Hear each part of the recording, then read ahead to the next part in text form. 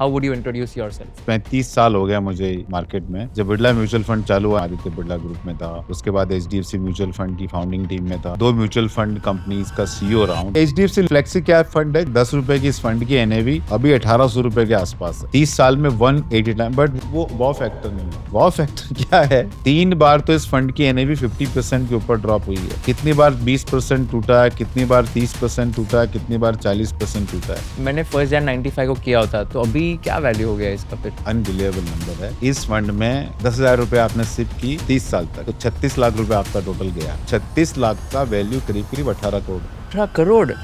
ये जो नया कंज्यूमर टेक कंपनी आ रही है, मालूम पड़ रहा है कि 73% of the order come from 10 PM to 1 AM। और क्या ऑर्डर होता है? आइसक्रीम हो रही है, नमकीन हो रही है और other product are consumed which I can't name. मुझे महीने की कौन सी तारीख पे एसआईपी करनी चाहिए और वो मैटर करता है क्या? किसी को अगर 10 करोड़ का पोर्टफोलियो बनाना है तो कैसे बना सकते हैं थ्रू मंथली एसआईपी? तो हमको समझना पड़ेगा कि वो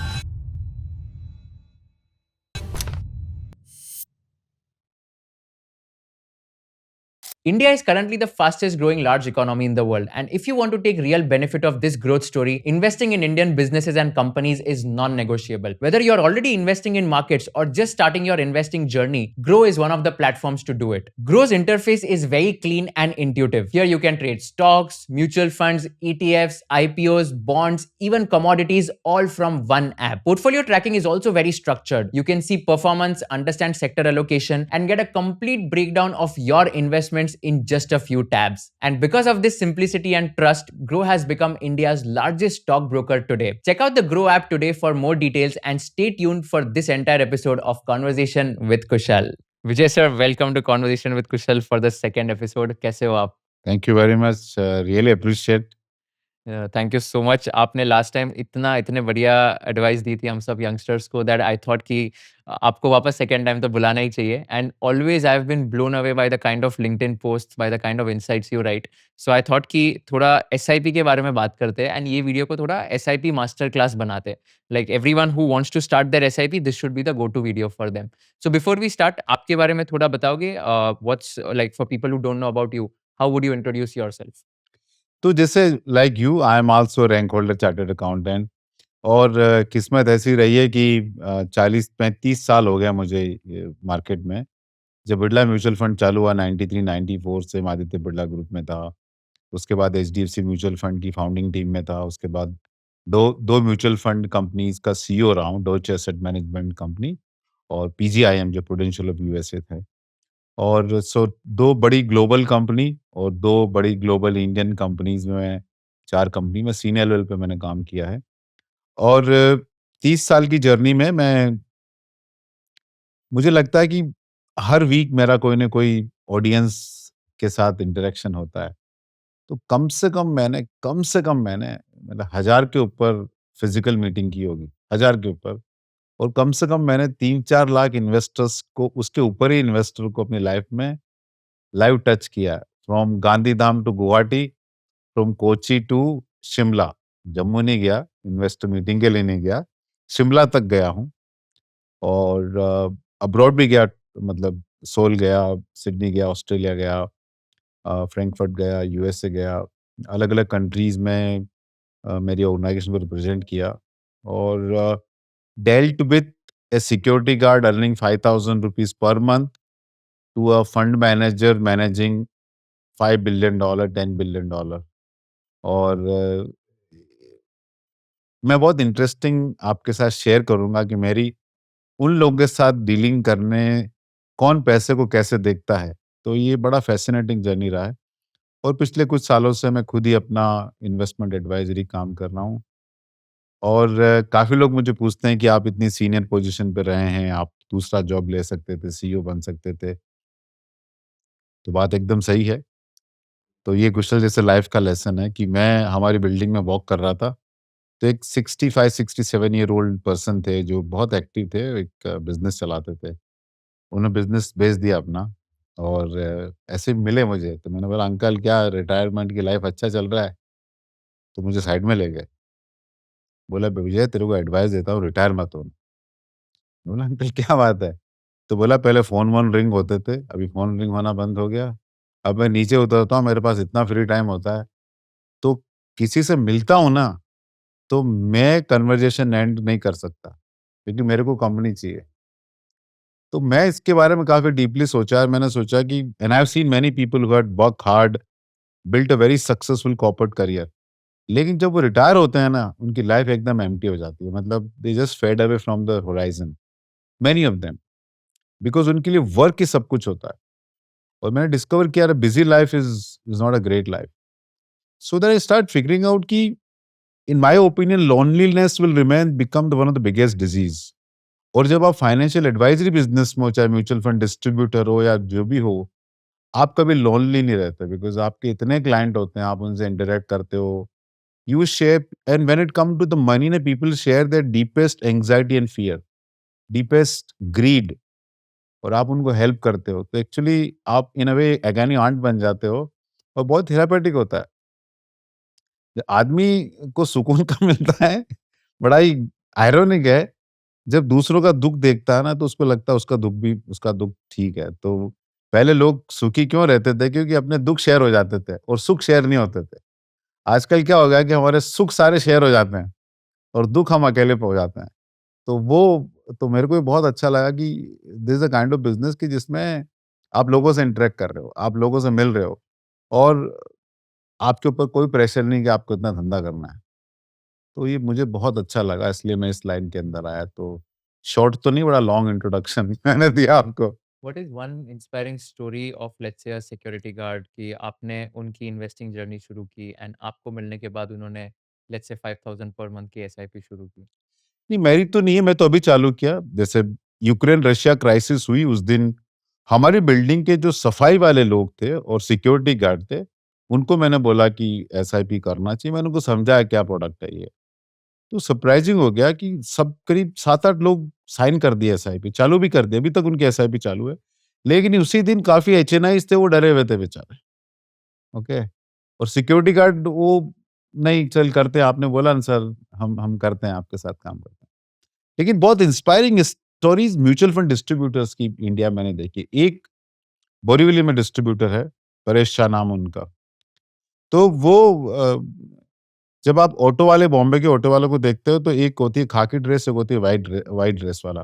व्हाइट ड्रेस वाला तो ऑटो रिक्शा का ओनर होता है और खाकी ड्रेस वाला ऑटो रिक्शा का ड्राइवर होता है। तो वो ऑटो रिक्शा ड्राइवर को एसआईपी भेजते थे, x amount of SIP for so many years, आपकी वर्दी बदल जाएगी। ये इतना मुझे, और भी बहुत लोग, एक पूना में है Ram Ram Gaikwad, he is a son of a migrant construction worker. वो स्लम्स में रहता था और आज 300-400 करोड़ की उसकी एयूएम हो गई। वो वाओ! गरीब, उसका टारगेट ये कि मेरे को बहुत सारे करोड़पति बनाने हैं। तो ऐसे बहुत लोग मैंने म्यूचुअल फंड डिस्ट्रीब्यूशन, माफी चाहता हूँ मैं दो लोगों के नाम ले पा रहा हूँ, मेरे पास तो ऐसे बहुत स्टोरीज है। तो मेरे से ज्यादा मुझे लगता है कि जिन लोगों से मैं डील किया, उनकी इंस्पायरिंग स्टोरीज मुझे ज़्यादा लगती है। ग्राउंड लेवल पे इन लोगों ने बहुत लोगों की हेल्प की है। तो इसमें अभी एसआईपी की बात करते हैं and let's try to understand कि क्यों एसआईपी हमेशा चालू रखनी चाहिए एंड क्यों उसे बंद नहीं करना चाहिए इवन इन नेगेटिव साइकिल्स। तो क्या आप हमको बताओगे कि जैसे अगर टॉप ऑफ मार्केट साइकिल है और बॉटम ऑफ मार्केट साइकिल है, अगर मैं दोनों टाइम पे एसआईपी करता हूँ, तो क्या रिटर्न्स मैं एक्सपेक्ट कर सकता हूँ and why should I not stop my SIP even when let's say the markets are crashing? देखिए, जो मेरा रीडिंग है कि एसआईपी के अंदर सबसे बड़ा मैटर ये होता है कि आप कितना लंबे समय तक इन्वेस्ट करते हो। बाकी सारी चीज़ें एक्चुअली अनइम्पोर्टेंट है। जैसे हम एक्सरसाइज में बढ़ते हैं, क्या करना चाहिए मुझे कि ये करना चाहिए। सबसे बड़ा सवाल, आप लंबे समय तक कौन-सी एक्सरसाइज कर सकते हो, then you will stay fit. तो एसआईपी के अंदर आप टॉप में किया हो चाहे बॉटम में किया हो, आपने कंसिस्टेंटली किया ना, इंटरेस्टिंगली मैनी टाइम टॉप में किए हुए एसआईपी के नंबर ज़्यादा अच्छे दिखते हैं। यस, आपके सामने स्क्रीन पे डेटा दिखाता हूँ, हमारा डेटा देखिए कि जैसे हम लेते हैं सितंबर 96 में जब मार्केट टॉप हुआ, ये बीएसई सेंसेक्स का डेटा है। तो आप देखिए कि बीएसई सेंसेक्स 3563 पे था। उसके बाद करीब 3 महीने बाद वो 20%, 23% गिरा है। मैं खाली 20-20% वाले ड्रॉप आपको दिखाता हूँ मैं। तो आपने वहाँ पे ₹10,000 की एसआईपी चालू की होती सपोज़ करो, और आज 31 मार्च 2026 तक अगर आपने सितंबर 96 के टॉप में चालू की होती है एसआईपी, तो उसका आपने टोटल इन्वेस्टमेंट किया 29.6 लाख और बॉटम में चालू की है 3 महीने बाद की, तो 30,000 रुपए कम लगे आपके, तो 29,30,000। नहीं, आई थिंक ये ईयर्स सॉरी, ये नंबर ऑफ ईयर्स है, years. ये है अमाउंट 35,50,000 एंड 35,20,000, तो दोनों का गैप 30,000 है, लेकिन पोर्टफोलियो में गैप 11 लाख का है। तो अमाउंट 30,000 कम ज्यादा डाल दिया आपने टॉप से चालू करके, लेकिन आपका पोर्टफोलियो का वैल्यू 11 लाख ज्यादा है। और अगर XIRR देखूं तो 13.3 आता है अच्छा, दोनों केस में। दोनों का। उसके बाद आते हैं हम August 97 to October 98, again market drop by 38% और 15 महीने मतलब बॉटम हुआ, 15 महीने लगे बाजार को, और यहाँ 28.7 ईयर, 27.5 ईयर, यहाँ आपने 34.40 लाख रुपीज डाला, यहाँ आपने 33 लाख रुपीज डाला, 1,40,000 कम डाला, लेकिन पोर्टफोलियो वैल्यू आपका इन्वेस्टमेंट 1.4 लाख कम है, but portfolio value market top में आपका 42.87 ज्यादा बना है। सिमिलरली आप देख लीजिए फेब 2000 या जनवरी 2004 या मई 2006 या जैन 2008 या नवंबर 2010 और जैन टू फेब 2016 या कोविड पीरियड। आप कोई भी मार्केट पीरियड देख लीजिए पिछले 20 सालों का कि जब मार्केट 20% या उससे ज्यादा गिरा है, आपने टॉप में एसआईपी की है या आपने बॉटम से चालू किया है, तो एक्चुअली आपका पैसा टॉप में ज्यादा बना। उसका कारण क्या है? उसका कारण है ट्रेजेक्ट्री, कि आप टॉप से चालू करते हो और मार्केट गिरता है तो आपको ज्यादा यूनिट्स मिलते रहते हैं। आप बॉटम से चालू करते हो और मार्केट बढ़ता है तो आपको धीरे धीरे कम यूनिट्स मिलना चालू होते हैं। जो डिप का पूरा एडवांटेज आपको टॉप से बॉटम में मिल पाता है। तो आप सारे डेटा पॉइंट देख लीजिए, XRR नंबर देख लीजिए, यहाँ पे सब दिखा है एक्सट्रीम कॉलम में। आप डिफरेंस इन अमाउंट देख लीजिए और डिफरेंस इन आउटकम देख लीजिए। ओके, तो बहुत क्लियर है, SIP is a discipline product. आप इसको मार्केट टाइमिंग से, इसको ज्यादा मतलब उंगली नहीं करना चाहिए इस प्रोडक्ट के अंदर। जो अच्छा चल रहा है उसमें ज्यादा एक्सपर्टीज दिखाने की जरूरत नहीं है। और हम कुशल आपके शो में पहले बोल चुका हूं कि what we can learn from Indian women, कि भाई गोल्ड में लिया, जब इच्छा हुई लिया, दिवाली पे लिया, होली पे लिया, शादी पे लिया, और कभी बेचा नहीं। आप वही माइंडसेट अगर सिप के साथ रखे तो एक्चुअली टॉप में डालो चाहे बॉटम में डालो, व्हाट डिफरेंशिएट कि आपने कितना लंबा समय तक पैसा रखा है, तो वो ज्यादा मैटर करता है बजाय कि anything else, in my opinion. One key insight from this chart is also that if you see तो टॉप में डालो या बॉटम में डालो, XIRR अगर मैं देख रहा हूँ तो बहुत ज़्यादा फर्क नहीं है। अगर आपने टॉप में भी डाला है, बॉटम में भी डाला है 96 में, तो XIRR आपका सेम ही है, 13.3%, yes, 13.3%, yes, which means that you should not time the market. You should not time the market, but बहुत इंटरेस्टिंग क्या है, XRR सेम है, लेकिन आपने जब टॉप में चालू किया तो पहले वाले में 30,000 रुपए ज्यादा डाला, उसका इम्पैक्ट पोर्टफोलियो में 12 लाख रुपए का पड़ा है। So you missed out on this 30,000 compounding for almost 30 years, because आप टाइमिंग करने गए।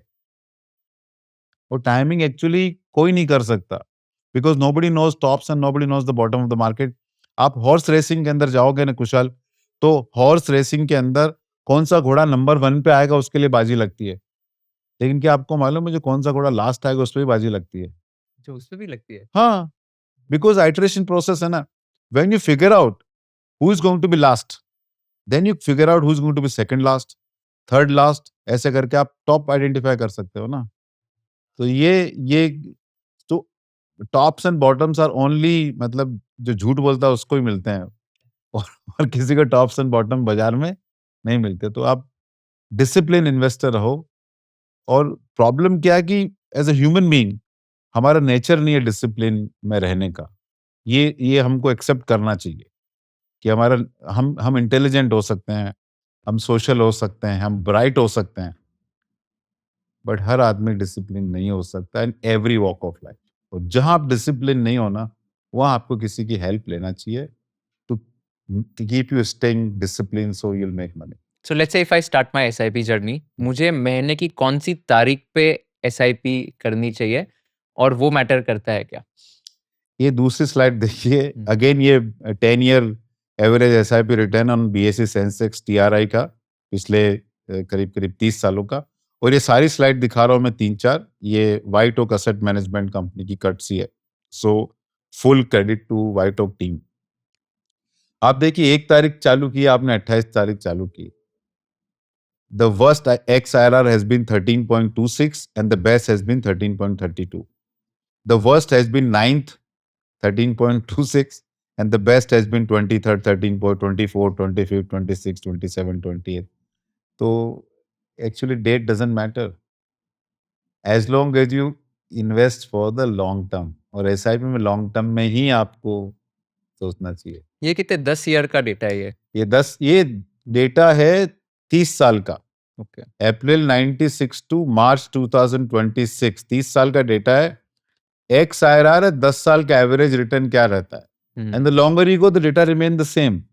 ओके ओके, तो जहां जरूरत ही नहीं है एक्स्ट्रा इंटेलिजेंस दिखाने की, लेकिन ह्यूमन नेचर है कुशल। जैसे कि आप देखो कि ओलंपिक्स में अगर आप जिम्नास्टिक करो ना तो वह डिफिकल्टी लेवल के मार्क्स है। सिंक्रोनाइज स्विमिंग में, डाइविंग में डिफिकल्टी लेवल के मार्क्स है। इन्वेस्टिंग में डिफिकल्टी लेवल्स का एक्चुअली कॉस्ट है, मार्क्स नहीं है। यहाँ सिंपल रहना चाहिए, लेकिन हमको पसंद नहीं आता सिंपल रहना। Investing is simple but not easy. Not easy. Why it is not easy? Because a human being we don't like simplicity. We want complications. हमको टेस्ट बदलना है, हमको नया दिखाना है। तो इस पे बेसिकली फिर कोई भी तारीख पे एसआईपी करो, आपके रिटर्न्स बेसिकली आप कंसिस्टेंट ही 10 रहेगी। साल रहो टिके हुए, इट डजंट मैटर। राइट। और इसमें लकीएस्ट वर्सेस अनलकीएस्ट तो इन्वेस्टर ये भी अगेन देखिए कि अगर आपने, यू आर लकीएस्ट इन्वेस्टर, मतलब आपने हर महीने की बॉटम एनएवी पे एसआईपी किया, मतलब उस महीने की जो भी लोएस्ट एनएवी थी ना, कोई भी डेट हो सकती है, वो आपने सिप किया, तो आपका एक्स आर आर 13.52 है। अगर आप अनलकीएस्ट है, मतलब आपने जो उस महीने की हाईएस्ट एनएवी के ऊपर इन्वेस्ट किया, तो 13.04 है। और अगर आपने नॉर्मल किया 15th ऑफ एवरी मंथ किया तो 13.3 है। नाउ हाउ इजी और difficult for you to become the luckiest? मैं तो ये बोलता हूं, आपको मैं शर्त लगाने को तैयार हूं। Forget about luckiest, I will challenge you, you can't be unluckiest. मैं आपको बोलता हूं Kushal, you tell me every month कौन सा डे हाईएस्ट एनएवी, आप बता दो कि आज के एनएवी हाईएस्ट रहने वाली है। कोई भी डेट पकड़ो, उस दिन बोल दो मुझे। You will not get more than 50% right even when you try to be unlucky. Unlucky आदमी किस्मत से नहीं होता, अनलकी आदमी अपने इंटेलिजेंस से बनता है। वाओ। किस्मत में आप कोई भी दिन पैसा डाल दिए ना, आप होशियारी करने गए ना, ओवर स्मार्ट मत बनो, वो या तो अनलकी बन जाओगे। अनलकी बन जाओगे। तो लेट्स से अभी एसआईपी शुरू कर ली। The next big question is कि मैं लार्ज कैप में एसआईपी करूं, मिड कैप में करूं या स्मॉल कैप में करूं? तो बहुत इंटरेस्टिंग डेटा देखिए क्या है कि स्मॉल कैप के अंदर मिनिमम रिटर्न अगर हम देखें तो वही 10 साल के रिटर्न है। तो स्मॉल कैप में कभी कभी नेगेटिव रिटर्न भी रहा है। मिनिमम रिटर्न लार्ज कैप में 4.25% के आसपास एक्स आईआरआर रहा है, और मिनिमम रिटर्न मिड कैप में 6% के आसपास रहा है। ये तो हो गया मिनिमम रिटर्न। और मैक्सिमम रिटर्न, एवरेज रिटर्न, ठीक है। एवरेज रिटर्न लार्ज कैप का 13% के आसपास रहा एक्स आईआरआर, मिड कैप का 18% के आसपास, और स्मॉल कैप का 15% के आसपास। But what is most interesting thing to see कि 10% के ऊपर रिटर्न का प्रोबेबिलिटी क्या है। तो लार्ज कैप में 93% है, मिड कैप में 98% रहा है मतलब, और स्मॉल कैप में 87% रहा है। The moment you go beyond 15%, तो large cap drops to 14%. Only 14% of the time large cap deliver more than 15% ex IRR on SIP. और मिड कैप में दिस डेटा इज 80% और स्मॉल कैप में 57%। तो अपना शायद पहले भी डिस्कशन हो चुका है कि इंडिया में लार्ज कैप जो बड़े स्टेबल कंपनीज है वो सब है, but if you are a long term investor, SIP investor, तो आई थिंक लार्ज कैप की बजाय आपको मिड एंड स्मॉल कैप में ज्यादा फोकस रखना चाहिए मेरे हिसाब से। Where the probability of making more than 15% XRR goes up substantially. So अभी मिड कैप में बेटर इसमें दिख रहा है as compared to even small cap and large cap, तो मिड कैप से यस, शुरू करना चाहिए और फिर स्मॉल कैप करना चाहिए। हाँ, थोड़ा स्मॉल कैप पे थोड़ा टाइमिंग आपका सही होना चाहिए व्हेन यू, थोड़ा अगर आप दिमाग लगा सको तो okay. Whenever you see like, आप ऐसा कर सकते हो कि whenever you see your SIP XIR in exceed of x of 20%, तो नया पैसा नहीं डालना चाहिए। जैसे अगस्त सितंबर 2024 में हमने देखा कि एक्सआईआर स्मॉल कैप का 10 साल का 20% के ऊपर चला गया, तो हमने अपने काफी इन्वेस्टर का पैसा वहां पे रुकवा दिया।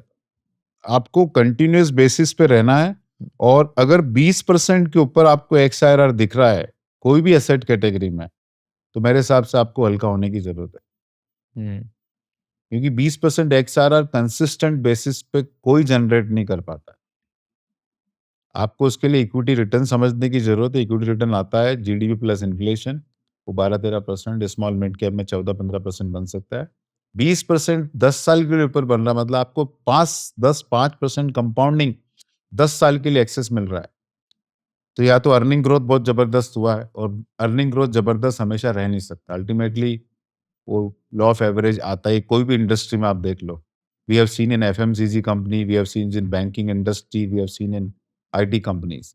तो कभी कंसिस्टेंटली 20% के ऊपर जनरेट करना for more than a decade is next impossible.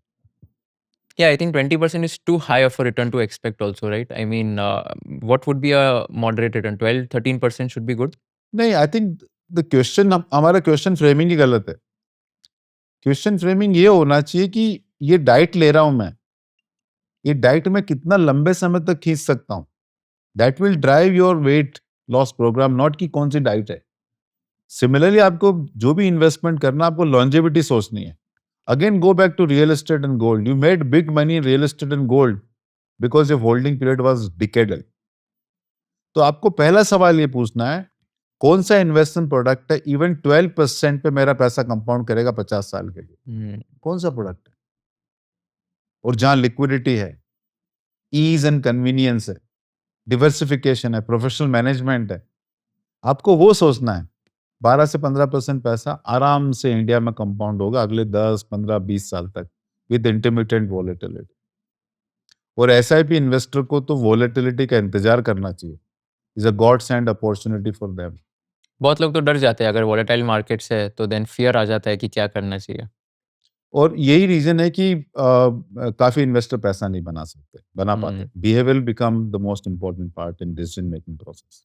So let's take an example, okay? So 2008 से कोई एसआईपी शुरू कर रहा है, तो आप हमें बता सकते हो आपके स्लाइड्स के थ्रू दैट अगर उसने मिस कर लिया कुछ एसआईपी इंस्टॉलमेंट्स, तो कितना फ़र्क होगा एंड कितना परसेंटेज अमाउंट गेन या लॉस हो जाएगा वो केस में? हाँ, तो इसके थ्रू हम एक्सप्लेन करते हैं। देखिए, पहली बार निफ्टी 6000 टच हुआ जनवरी 2008 में। सपोज आपने उस टाइम वहां पे 10,000 रुपए की एसआईपी चालू की निफ्टी 50 में? निफ्टी 50 में। ये 10,000 रुपए की सिप हो रही है। ये फर्स्ट ऑफ एवरी मंथ है। ये निफ्टी का लेवल है उस बिगनिंग ऑफ द डेट का, मंथ का। ये आपका क्यूमुलेटिव इन्वेस्टमेंट हो गया 10,000, 20,000। ये आपके नंबर ऑफ यूनिट्स आ रहे हैं पर इंस्टॉलमेंट के, और ये क्यूमुलेटिव आपके टोटल नंबर ऑफ यूनिट्स हो गए, और ये हो गया आपका value because these number of units multiply by market level. Okay, so units is basically your SIP amount divided by Nifty 50। Nifty level तो आपके यूनिट्स हो गए, ये हर एसआईपी का यूनिट्स हो गया। ठीक है, फिर एक क्यूमुलेटिव यूनिट्स हो गए, जैसे आपका क्यूमुलेटिव इन्वेस्टमेंट हो गया। समझ फिर इसको आपने करंट मार्केट से अप्लाई किया तो आपका पोर्टफोलियो हो गया। करेक्ट। और इसका गैप, ये आपका पोर्टफोलियो वैल्यू और ये आपका इन्वेस्टमेंट अमाउंट, इन दोनों का गैप आपका गेन या लॉस हो गया। तो एक महीने बाद आपको नुकसान दिख रहा है। और peak of the loss was here in November 2000 और in December 2008, where your 1,20,000 has become 76,000 rupees. तो आपको 37% का अपने पोर्टफोलियो पे एब्सोल्यूट अमाउंट में लॉस दिख रहा है। My God. बट ये बेस्ट पीरियड एसआईपी इन्वेस्टर के लिए। कुशल, क्यों बेस्ट पीरियड है? कि ये मार्केट 6,000 से टूट के 3,000 के आसपास आ गया, तो मार्केट में 50% का ड्रॉप आया, लेकिन मेरे नंबर ऑफ यूनिट 1.63 से 3.47 हो गया, 3.37 हो गया। तो मार्केट 50% टूटा, लेकिन मेरे यूनिट्स कितने हो गए? 3.73. डबल हो गए, डबल से भी ज्यादा मेरे को यूनिट्स मिल रहे हैं। राइट. ओके, उसके बाद क्या हुआ, यहां तक आते आते एट 4529 हमने चालू की SIP 6144 पे, 4529, अभी भी मार्केट करीब करीब 20-25% नीचे है। राइट. लेकिन since I am buying at lower and lower level in the middle, मेरा ब्रेक इवन हो गया, I am in money 18-19% absolute amount में मेरा पैसा बन रहा है 15th मंथ पे। जब मैंने स्टार्टिंग से 18 चालू किया 6000 पे, मार्केट 4500 है, अभी भी मार्केट उस लेवल से 30% नीचे है, लेकिन मेरा क्यूमुलेटिव इन्वेस्टमेंट 180 है और मेरा पोर्टफोलियो का वैल्यू 213 है। Wow. I am in money and I am in money because of this, I am in money because of this, I am in money because of this. ये जब होता है तो बहुत पेनफुल पीरियड लगता है। तो जब भी, इसलिए मैंने SIP के अंदर मैं हमेशा बोलता हूं, then SIP good returns are good return, but actually bad return are the best return. लेकिन जब हो रहा होता है ना, तब तकलीफ। अभी इसमें कुशल हम अज्यूम करते हैं कि ये जो पीरियड चल रहा है ना, ये डबल डिजिट वाला, नेगेटिव वाला, ये 7 महीने सपोज आपने पैसा नहीं डाला, क्या मेरे को तो डर लग रहा है यहाँ बच जाता है, जब मार्केट रिकवर होगा तब वापस पैसा डालूंगा, जो काफी आज लोगों की हालत है। अक्टूबर 2008 से लेके अप्रैल 2009। हाँ, अगर सपोज ये 7-8 महीने में पैसा नहीं डालूं तो क्या होता है। तो हमने डेटा लिया है कि सपोज आपने नवंबर 2008 से मई 2009 तक 7 महीने पैसा नहीं डाला, ओके, तो क्या होगा, पिछली स्लाइड में अपना ब्रेक इवन हो गया जून 2009 में। अगर मैंने 7 महीने पैसा नहीं डाला तो मैं break even move to June 2012। Oh my god, मेरा ब्रेक इवन 3 साल बढ़ जाता है। और यहां पे हमारा डबल डिजिट रिटर्न आ गया था जून 2009 में। मेरे को डबल डिजिट रिटर्न लाने के लिए जनवरी 2014 तक वेट करना पड़ा, डबल डिजिट रिटर्न आने के लिए। फर्स्ट डबल डिजिट रिटर्न ही 19.5% आ गया। हाँ, ओके। तो आप देखिए, ये है कि अगर 7 इंस्टॉलमेंट मैंने मिस की, 70,000 मिस किया, तो मेरा break even move from June 2009 to June 2012, a delay of 36 month. और double digit return move from June 2009 to January 2024, a delay of 14, approximately 55 month. और 70,000 जो मैंने बचाया, नहीं डाला मैंने, वो डबल हो गया था उस पीरियड में। अगर मैं डाल रहा था तो मेरा डबल हो गया पैसा वो। और जब डरा हुआ इंसान होता है तो वो रिस्क नहीं लेता, वो FD में डालता पैसा। तो ये 70 का मुझे 80-90 मिला होगा, बट देर आर, तो इक्विटी में बिना वॉलेटिलिटी के आपका पैसा बन ही नहीं सकता। और वॉलेटिलिटी SIP इन्वेस्टर के लिए एक बहुत गॉड सेंड अपॉर्चुनिटी है। मैंने एक शेयर कहीं से लिया था और उसको मैंने, बाकी काफी लोगों ने इसको कोट किया म्यूचुअल फंड इंडस्ट्री में लोगों ने। तो एक बहुत अच्छा शेयर है कि SIP को लेके कि परिंदे भी शुक्रगुजार है पतझड़ के लिए, परिंदे भी शुक्रगुजार है पतझड़ के लिए भी, तिनके नहीं मिलते नशे मन के लिए, अगर सदा बाहर होती। अगर हमेशा बाहर होती तो तिनके कहाँ मिलते घोंसला बनाने के लिए। तो ये जो पतझड़ है ना आपकी, ये आपकी एक्चुअली घोंसला बनाने के लिए, आपकी जो वेल्थ का घोंसला है ना, उसके लिए आपको लोअर लेवल पे तिनके दे रही है कि आप अपना घर का घोंसला बना लो भाई। क्या बात है। But I think very very useful. तो बेसिकली क्रैश के टाइम में भी SIP बंद नहीं करनी चाहिए, इज द मैसेज हियर। तो एक एग्जांपल लेते हैं एक फंड का, and then let's try to understand कि वो फंड की NAV के थ्रू ये इन्वेस्टमेंट जो है, मतलब अक्रॉस द साइकिल्स कैसे चेंज हुआ है। तो actually HDFC flexi cap fund है, जो करीब उसका 31 साल का अप्रोक्सीमेटली ट्रैक रिकॉर्ड हो गया। तो मैंने इस फंड की डबल डिजिट, पुरानी जो सारी डबल डिजिट ड्रॉप लिया NAV का। तो ये फंड का अभी लोगों को आश्चर्य होगा कि 10 रुपए की इस फंड की NAV अभी 1800 रुपए के आसपास है। 180 टाइम, माय गॉड, 30 साल में 180 टाइम। बट वो वॉव फैक्टर नहीं है।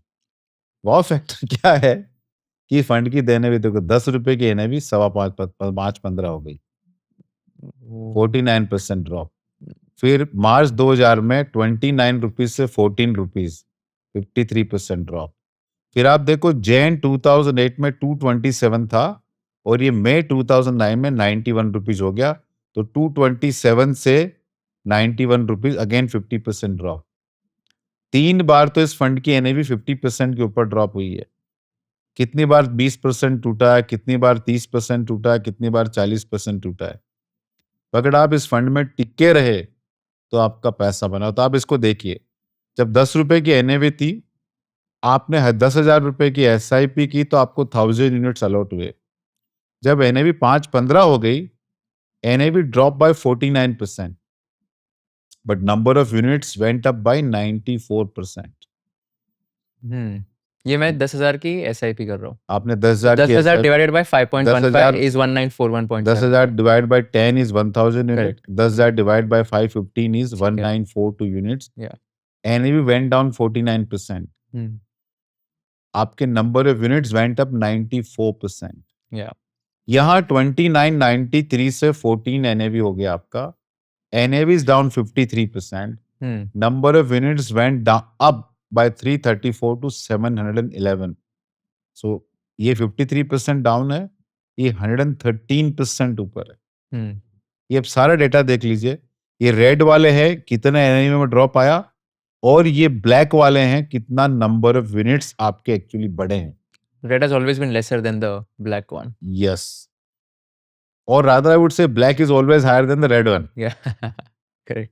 तो ये मैजिक है सिप का। अगर आपको चाहिए कि 10 रुपए का एनएवी आपका 1800 रुपए हो जाए, इस जर्नी के अलावा कोई उपाय नहीं है।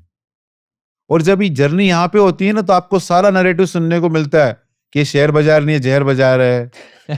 आपको सब सुनने को मिलेगा। दुबई वाले चाचा आ जाएंगे। शेयर बाजार नहीं, जहर बाजार है। हाँ, लोग बोलते हैं ना, ऐसा बोल रहे हैं शेयर बाजार चढ़ता है तो सीढ़ी की तरह, उतरता लिफ्ट की तरह, ये सब। बट आप इसमें कहानी देखिए। तो इसमें अभी जैसे मैंने 1 Jan 95 को किया होता, तो अभी क्या वैल्यू हो गया इसका फिर? इसका ये बहुत इंटरेस्टिंग विशाल, ये अनबिलीवेबल नंबर है। हम्म, इस फंड में 10,000 रुपए आपने सिप की, हाँ, 36 साल 30 साल तक, हम्म, तो 36 लाख रुपए आपका टोटल गया। I did some number crunching few months back, okay. तो वो उसका 36 लाख का वैल्यू करीब करीब 18 करोड़ था। 18 करोड़ 18 करोड़ 36 लाख का 36 लाख कितना हो गया कैगर? ये तो कितना? केगर 19% के आसपास। 19%। एक्स आयरा, केगर नहीं, एक्स आयरा। एक्सआईआर और कैगर में क्या फर्क है? एक्स आयरा आपका एक कैश फ्लो का नंबर है। आपने 10,000 रुपए डाला, 80,000 हो गया, उससे आपने 10,000 8 बार डाला, तो हर कैश फ्लो का एक सीएजीआर आता है, तो उसका कंबाइंड एक्स आईआरआर बोलते हैं। तो एसआईपी के लिए हमेशा एक्स आईआरआर इस्तेमाल होता है, वन टाइम इन्वेस्टमेंट के लिए सीएजीआर इस्तेमाल होता है, कंपाउंड एनुअल ग्रोथ रेट। समझ गया। ये हम, और XR X internal rate of return. Got it. तो मैंने अगर हर महीने कर रहा हूँ तो बेसिकली एवरी मंथ मेरा सीएजीआर अलग अलग होगा। एक्स आईआरआर, हाँ, एक्सआईआर मतलब बेसिकली सीएजीआर अलग अलग होगा हर मंथ का, और वो फिर XIR will like consider all these time और पीरियड। इसमें बहुत इंटरेस्टिंग अजम्पशन है जो लोग समझते नहीं है।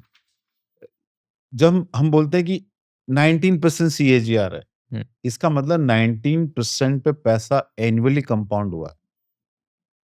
लोग इसको समझ नहीं पाते हैं कि 19% में, और उसमें चार्ट में दिखाऊंगा आपको, मतलब 1 लाख रुपया 1,19,000 हो गया।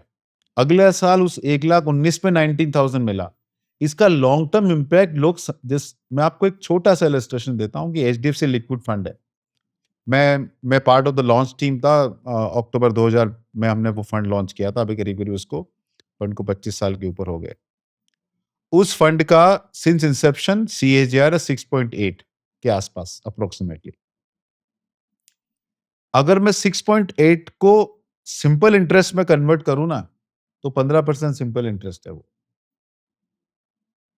और ये लोग मतलब पैसा डबल करना है, 20% कमाना है, 30% कमाना है, इस पूरे प्रोसेस में ना वो कंपाउंडिंग का इतना बड़ा इंपैक्ट है ना, लोग भूल जाते हैं। और मैं आपको कुछ डेटा दिखाऊंगा कि आप देखिए कंपाउंडिंग का मैजिक क्या है। लेकिन वो मैजिक आपको मिलेगा, जैसे शांति पर्व में भीष्म बोलते हैं कि किसी भी चीज को अगर आपने 12 साल तपस्या की है तो आपको फल मिलता है। भगवान राम 14 साल वनवास गए भाई, आपको क्या लगता है भगवान राम का नाम ऐसे है क्या? आपको लंबा समय तक टिक के रहना पड़ता है, then you see magical power. तो हम आपको दिखाने की कोशिश करेंगे उसका मैजिकल पावर क्या है। सो लेट्स से अगर मैं प्रॉफिट पूल की बात करूँ एंड सेक्टोरल रोटेशन की भी बात करूँ, तो अभी ये जो एसआईपीज़ है, हम्म। जो हम कर रहे हैं, तो कौन से सेक्टर से कहाँ पे पैसा फ्लो हो रहा है इंडिया में, and over the last 15-20 years also कौन से सेगमेंट से, कौन से सेक्टर से कौन से सेक्टर में पैसा फ्लो हुआ है? देखिए जो हमारा मानना है कि मैं लोगों के पोर्टफोलियो देखता हूँ और मैं I am CA, I did CA from Mumbai. एक हॉस्टल में रहते थे हम लोग, तो मेरे काफ़ी दोस्त हैं, सीए दोस्त हैं, जो प्रैक्टिसिंग चार्टर्ड अकाउंटेंट हैं, उनसे ही बात करता रहता हूँ मैं। और मैं पूछता हूँ कि भाई डायरेक्ट स्टॉक्स में इन्वेस्टर पैसा बनाता है क्या? तो इन्वेरिएबली आंसर नेगेटिव आता है। जबकि वो खुद सीए डायरेक्ट स्टॉक्स में इन्वेस्ट कर रहा होता है। उसके क्लाइंट के पोर्टफोलियो देख लो, खुद का पोर्टफोलियो देख लो, लेकिन आदत छूटती नहीं है उसकी। सो मेरे हिसाब से जो एफ एंड ओ रही है ना, इज नॉट इवन, मैं तो अभी इसको इन्वेस्टिंग, ट्रेडिंग, स्पेकुलेशन भी नहीं बोलता हूँ, अभी एडिक्शन हो गया है, तो उससे आदमी बाहर आ नहीं पाता है। मैं खुद अपने क्लाइंट के पोर्टफोलियो देखता हूँ, रिटर्न नहीं छूटता है, लेगेसी स्टॉक लेके बैठे रहते हैं, लेकिन अंडरलाइंग इकोनॉमी के अंदर बहुत बड़े चेंजेस आ जाते हैं, अपने पोर्टफोलियो में डिस्कवर नहीं कर पाते। तो मैं आपको डेटा दिखाता हूँ। ये डेटा का अगेन क्रेडिट मैं नहीं लेना चाहता। मैं कोई यूट्यूब पे वीडियो देख रहा था किसी पीएमएस मैनेजर का। गोवा में उन्होंने कोई कॉन्फ्रेंस की थी। मैंने खाली नोट्स लिखे थे। I don't remember the name of the person, but अगर मुझे वो आके मुझे मालूम पड़ता, definitely I would like to give credit to them. तो ये 2010 का अगर निफ्टी का हम टोटल प्रॉफिट लें, सॉरी लिस्टेड कंपनी का प्रॉफिट लें, so this is how it was distributed. The profit got distributed of all the listed companies in India, most of the listed companies in India. 2015 में आप देखिए क्या change हो गया, 2020 में क्या हो गया, 2025 में क्या हो गया। मैं इसमें आपको आइकॉनिक बड़े बड़े चेंज बताता हूँ। हम लेते हैं पीएसयू को। 2010 में टोटल प्रॉफिट का पीएसयू वाज 10.5%, 2015 में 9% हो गया, और 2020 में पीएसयू और बिकेम ऑलमोस्ट जीरो। वे काफ़ी पीएसयू लॉस में चल रही थी, कुछ पीएसयू प्रॉफिट में चल रही थी, नेट ऑफ जीरो हो गया। उस टाइम सब लोगों ने पीएसयू को अबंडन कर दिया था। उसके बाद पीएसयू में हमने जबरदस्त रन देखा, इट बिकेम 12.3%। तो यहाँ लोगों ने पीएसयू में इन्वेस्ट किया होगा और यहाँ लोगों ने पीएसयू से एग्जिट मारा होगा। Now look at IT industry, 8.1% of total profit pool, around 15% of the total profit pool, and around 24% of the profit pool. मतलब कोविड टाइम में almost every fourth rupee was earn by Indian IT company. तो इसका मतलब है 8.1% का मतलब है basically जितने भी टोटल कंपनीज है इंडिया में, 8.1% of the total profit is of IT services company. Okay. वो 23-24% हो ओके। गया। ओके, और ये गिर के हो गया 9%। और यहाँ सब लोग आईटी पे बुलिश हो बुलिश गए थे। थे। देखिए एफएमसीजी कंपनी को 3.5% था, 5.2 हो गया, 10.2 हो गया, उसके बाद 3.8। यहाँ पे क्या नैरेटिव था 2020 में कोविड टाइम में? Buy PSU, buy FMCGs, buy clean companies, buy high quality low volatility companies, और सबसे अच्छा रिटर्न दूसरी कंपनियों ने दिया। और यहाँ कुशल जानना जरूरी है, let's see low volatility. Low volatility के डेफिनेशन में आईटी और एफएमसीजी कंपनी आती है, बट आज वो लो वॉलेटिलिटी नहीं है। हाई क्वालिटी की डेफिनेशन में वो आती है। सो मार्क जो ऐसा फैक्टर बेस्ड एनालिसिस होता है, पास के डेटा देखता है, बट डेटा चेंज होता रहता है। आप देखिए होटल इंडस्ट्री को, the absolute number looks very not very high, 0.1, 0.1, 0.1, it became 0.3। Is actually 3 time growth. Absolute में कम है, लेकिन आप परसेंटेज देखो, hospital and diagnostic 0.1 to 0.5, cement देखो 2.6, 1.3, 4.2 हो गया, 1 पॉइंट। अभी देखो स्पेशलिटी केमिकल 1%, 0.8, 3.2%। और कोविड में सब स्पेशलिटी केमिकल पे बुलिश बैट लेके बैठे थे। तो अंडरलाइंग इकोनॉमी चेंज होती रहती है, इसलिए बहुत डिफिकल्ट एक नॉर्मल इन्वेस्टर को कि एंटिसिपेट करके अपने आप को बदल ले। और यही डेटा अगर आप देखो ना, only BFSI segment let's look at this data for US market. US market में टोटल जो मार्केट कैप था बीएफएसआई का, bank used to be 39% of BFSI market cap in 2015. They came drop down to 26%. India में 2015 में total BFSI के market segment का bank was 75%. Now they drop to 54%. In a era where in both these countries market cap increased substantially, वहां इतना बड़ा drop आया. क्यों Okay. इतना है? Because the underlying industry keep changing. अभी पहले लिस्टेड यूनिवर्स नहीं था, कंपनियों का मुनाफे इतने नहीं थे ऐसे. अभी इसमें क्या हो गया कि इंश्योरेंस आ गया, life, health, rating company, stock exchanges आ गए, broking company, distribution company, asset management company, and all these companies are very honestly asset light model. Nothing on the balance sheet. What does the stock exchange do? मैं आपको और एक interesting data बोलता हूँ. Only house make money. I did a 20-year analysis of in dollar term return of various countries.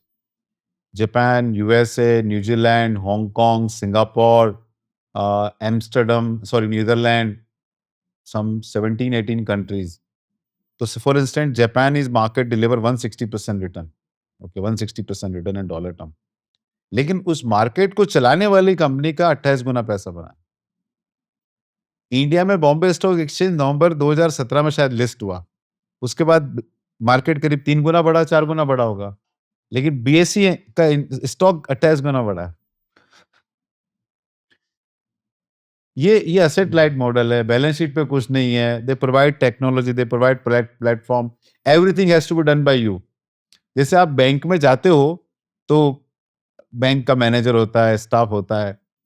यहाँ stock exchange एक जगह बैठा है, सारी ब्रांचेस ब्रोकर के पास है, फ्रेंचाइज है, वो सब कुछ कर रहे हैं. वो अपना फिक्स फी लेके ट्रांजेक्शन फैसिलिटेट करने का. So is become a wonderful business. Same with asset management company, asset light business. 1,78,000 mutual fund distributor है, इतनी बैंक ब्रांचेस बेच रही है, क्लाइंट खुद डायरेक्टली जा रहा है, पैसा डाल रहा है. Health insurance, life insurance, motor insurance, these are all asset light business model. Off balance sheet lending नहीं कर रहे आप.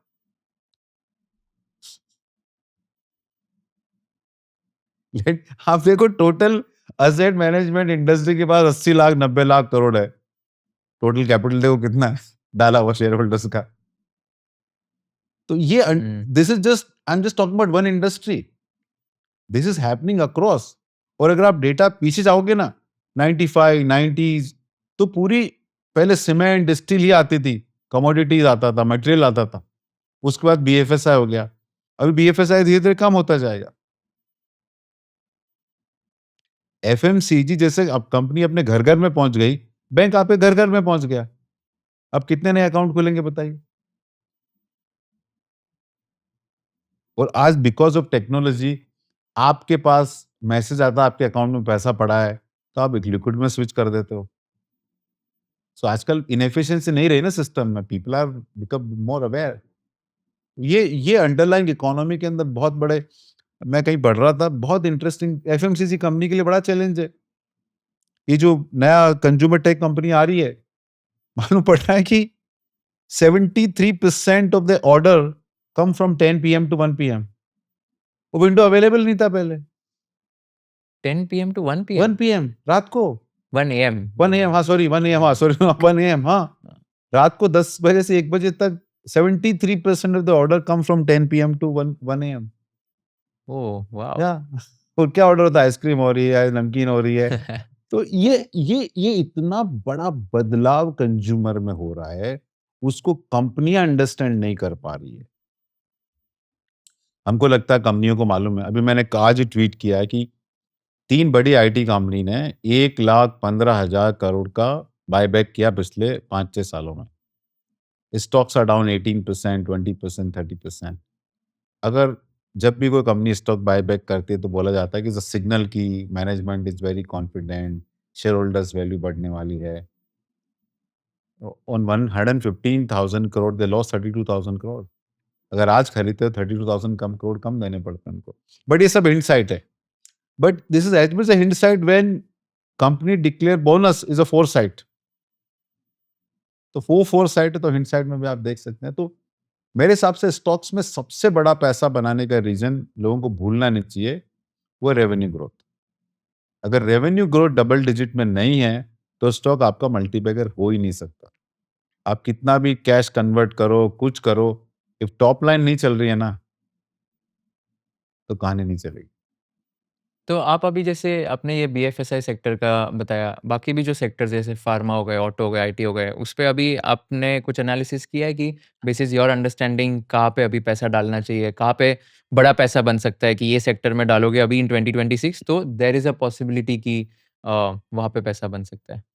हाँ, मैं आपको दिखाता हूँ थोड़ा-सा, मैंने कुछ डेटा क्रंचिंग की है, तो थोड़ा आपके व्यूअर्स के लिए शेयर करता हूँ मैं।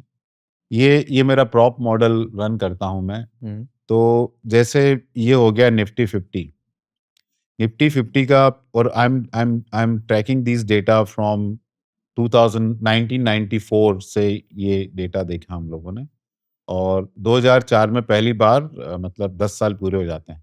निफ्टी केम इनटू एक्जिस्टेंस 93-94, तो 4 में आपके 1 साल, 3 साल, 5 साल, 10 साल का रिटर्न। अभी आप 1 जनवरी 2004 को आप बैठे हो इन्वेस्टमेंट डिसीजन करने के लिए। उस टाइम आपके सामने डेट, आप 1 जनवरी को बैठे हो 2004 को, आपको निफ्टी का लेवल मालूम है, दिख रहा है आपको स्क्रीन पे, पी मल्टीपल मालूम है आपको निफ्टी का। ये 1 जनवरी 2004 को बैठे हैं यहाँ पे, okay? We are here, okay? आप 1 जनवरी 2004 को बैठे हैं, तो निफ्टी पी मल्टीपल आपको दिख रहा है, प्राइस प्राइस पी मल्टीपल आपको दिख रहा है। आपको दिख रहा है कि प्राइस टू बुक वैल्यू क्या, आपको डिविडेंड यील्ड दिख रहा है, आपको 1 साल का रिटर्न, 3 साल का, 5 साल का, 10 साल का रिटर्न आपको दिख रहा है। एज़ एन इन्वेस्टर आपको ये सब चीज़ अवेलेबल है। ये आपकी हिस्ट्री हो गई, लेकिन फ्यूचर रिटर्न क्या है वो सामने है।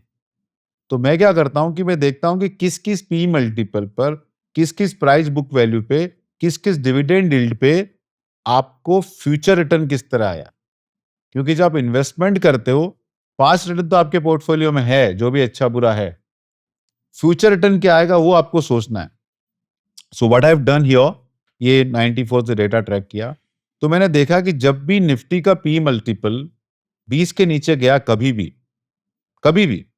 ये 20 के नीचे पी मल्टीपल है निफ्टी का, और प्राइस टू बुक वैल्यू 3.1 के नीचे रहा, डिविडेंड यील्ड अप्रोक्सीमेटली 1.4 रहा है, तो आपने कभी भी मार्केट में पैसे का नुकसान नहीं किया है।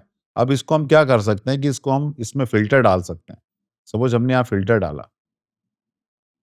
ओके? और मैं लेता हूँ कि यहाँ P multiple greater than sorry, P multiple, मैं पी मल्टीपल लेता हूँ यहाँ पे बाय नंबर लेस देन और equal to 20। Suppose I put this filter, तो मेरे सारे डेटा पॉइंट आ जाते हैं कि पी मल्टीपल लेस देन और 20। ये 99 से लेके सारे डेटा पॉइंट है, ठीक है? और ये, और जहाँ भी फ्यूचर रिटर्न, ये 2004 से देखने लायक बात है, जहाँ भी फ्यूचर रिटर्न 10% के नीचे रहा तो मैंने उसको हाइलाइट कर दिया। तो यहाँ बहुत कम ऑब्जर्वेशन आपको दिखे। तो ये फ्यूचर रिटर्न कैलकुलेट कैसे हुए हैं? आज यहाँ पे पैसा डाला ना आपने, हाँ, तो उसके बाद 1 साल बाद, 3 साल बाद, 5 साल बाद, 10 साल बाद, अच्छा क्योंकि ओके, मैंने रखा है वहाँ पे। ओके मतलब बेसिकली 2004 में अगर बैठे होते तो उसके बाद 1, 5, 10 साल का रिटर्न किया है और पास्ट वाला मतलब 2004 के पहले वाला रिटर्न। तो मैं दोनों कंपेयर करता हूँ। मैं जब आज बैठूँगा ना, हुँ, तो मैं देखूँगा कि इस डेटा पॉइंट पे क्या रिटर्न आया, तो ये तो हो गया। Now I put another filter. वो फ़िल्टर है कि प्राइस टू बुक वैल्यू क्या रहा मेरा। Again I will put this number less than और इक्वल टू 3.10। क्यों 3.1? ये हिस्टोरिकल इसके नीचे रहा तो बहुत अच्छा पैसा बना आपको, अच्छा, ओके? तो ये आ गया। और थर्ड फ़िल्टर लगाता हूँ मैं dividend yield, average dividend yield 1.4 के आस-पास रहा, तो ग्रेटर देन और इक्वल टू 1.39। तो मैं तीनों फ़िल्टर लगा देता हूँ। ये तीनों फ़िल्टर लगा दिया ना, तो आप डेटा ले लीजिए 2004 से। 2004 से अगर आप मैंने तीनों फ़िल्टर लगा दिया, तो आपका नेगेटिव रिटर्न एक तो यहाँ पे बना है 1 साल का, एक आपका यहाँ पे बना है, एक यहाँ पे बना है, और यहाँ पे मतलब नेगेटिव नहीं, 10% के नीचे रिटर्न बने आपके। हुँ, ये, लेकिन यहाँ एक और फ़िल्टर लगाया मैंने। When I give different different weightage to P multiple, price to book value and dividend yield, और फिर मैं हिस्टोरिकल नंबर भी डालता हूँ उसके अंदर। And whenever these are below 300, Which one? this VMFS, ये टी वाला देखे ना, टी वाला जो हाँ, टी वाला, हम्म, ये 200, 266, हम्म, 1, 13, 160। हाँ, तो जब भी ये 300 के नीचे रहा है, हाँ, आपको मिनिमम डबल डिजिट रिटर्न बना मार्केट में, अच्छा, हमेशा। हमेशा। ये कैलकुलेट कैसे किया आपने? ये मैं कैलकुलेट करता हूँ. I give certain percentage weightage to P multiple, certain percent weightage to price to book, certain percent weightage to dividend yield, and certain percent weightage to historical return. इन चारों को ये निफ्टी लेवल पे करता हूँ. Okay. लेकिन मैं ये सारा ट्रैक करता हूँ IT रेस्पेक्टिव इंडाइसेस पे भी, FMCG, IT, ऑटो. लेकिन वो अलग वेटेज, जैसे बैंक हो गया, तो बैंक में price to book become more important, तो वहाँ उसका वेटेज ज्यादा दिया समझ गया। जाता है. तो आप बोल रहे हो कि 300 के नीचे जब भी ये रहा है तभी हमेशा डबल डिजिट रिटर्न्स डबल. दिए। और ये इसको देखो, अगर आप, मैं पूरा फिल्टर सारा हटा दूं, सपोज को रिमूव ऑल द फिल्टर, तो आपको दिखाता हूं कि जब ये नंबर एबनॉर्मल हो जाता है तो फ्यूचर रिटर्न क्या आता है.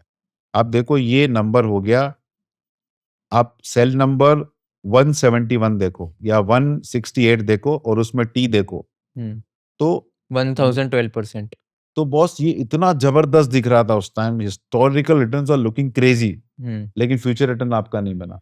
सो here I give a call कि भाई यहाँ पैसा बनना यहाँ से बाजार में इम्पॉसिबल है. तो अगर ये आपका मेट्रिक 1000% से ज्यादा है तो that is a time where पैसा बनना इम्पॉसिबल है। अगर ये 300% से नीचे है that is a time where double digit returns बन सकता. और ये जैसे मैंने गोल्ड में लगाया, 1 मार्च 2026 को ये गोल्ड का नंबर रन कर रहा था 1111. अच्छा, मतलब बिल्कुल भी इन्वेस्ट नहीं करना चाहिए। बिल्कुल नहीं. और पहला ऐसा हुआ नवंबर 2011 में 800-900 के आसपास चल रहा था, मार्केट टॉप हो गया. अभी आपको दिखाता हूँ ये नंबर, आप देखो जैसे IT तो हमें ये बताओ कि 300 के नीचे कौन सा नंबर है, मतलब कौन से इंडस्ट्री में ये नंबर आज 300 के नीचे है, बताता तो हूँ. ताकि हमें पता चले कि पैसा कहाँ डालना जैसे है। आज IT है, IT पे 154 लग रहा है. ओके, बट ये नंबर खाली उस कॉन्टेक्स्ट में नहीं देखना चाहिए.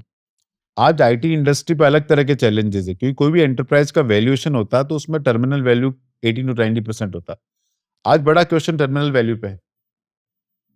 तो मेरे मॉडल के हिसाब से IT बहुत अट्रैक्टिव लग रहा है, बट उसको हम इस कॉन्टेक्स्ट में रीड करना चाहिए कि फ्यूचर क्या लग रहा है. जैसे FMCG कंपनी बहुत अच्छा लग रहा है, वो भी आपको दिखाऊंगा.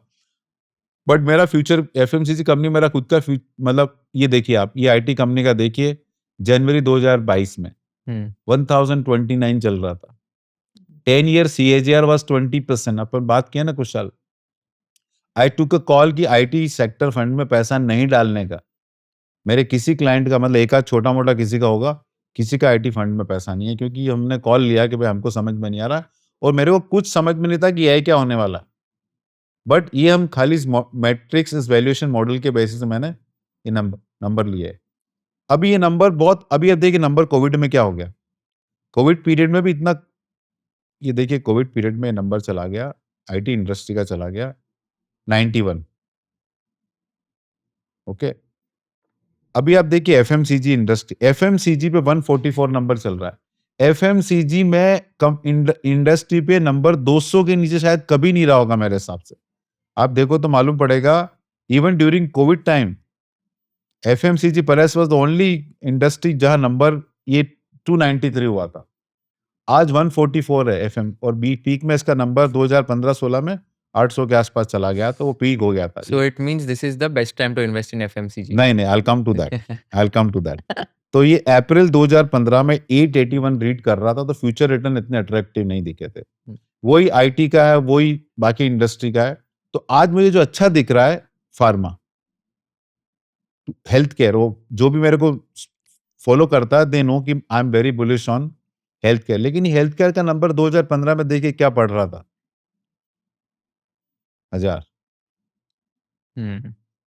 1000 नंबर हो रहा था हेल्थ केयर का. और बीच में देखो कहाँ कहाँ अपॉर्चुनिटी आई, यहाँ अपॉर्चुनिटी आई. ओके. लेकिन इसका मतलब नहीं कि इमीडिएटली एक साल में आपका पैसा बन गया. There are some period where आपका पैसा नहीं बना है, but odds are making money goes in your favour. तो आपको जैसे ये देखो यहाँ पे ही है 2023 से लेके, और ये नंबर आपको बता दें, स्मॉल कैप का बताता हूं मैं आपको.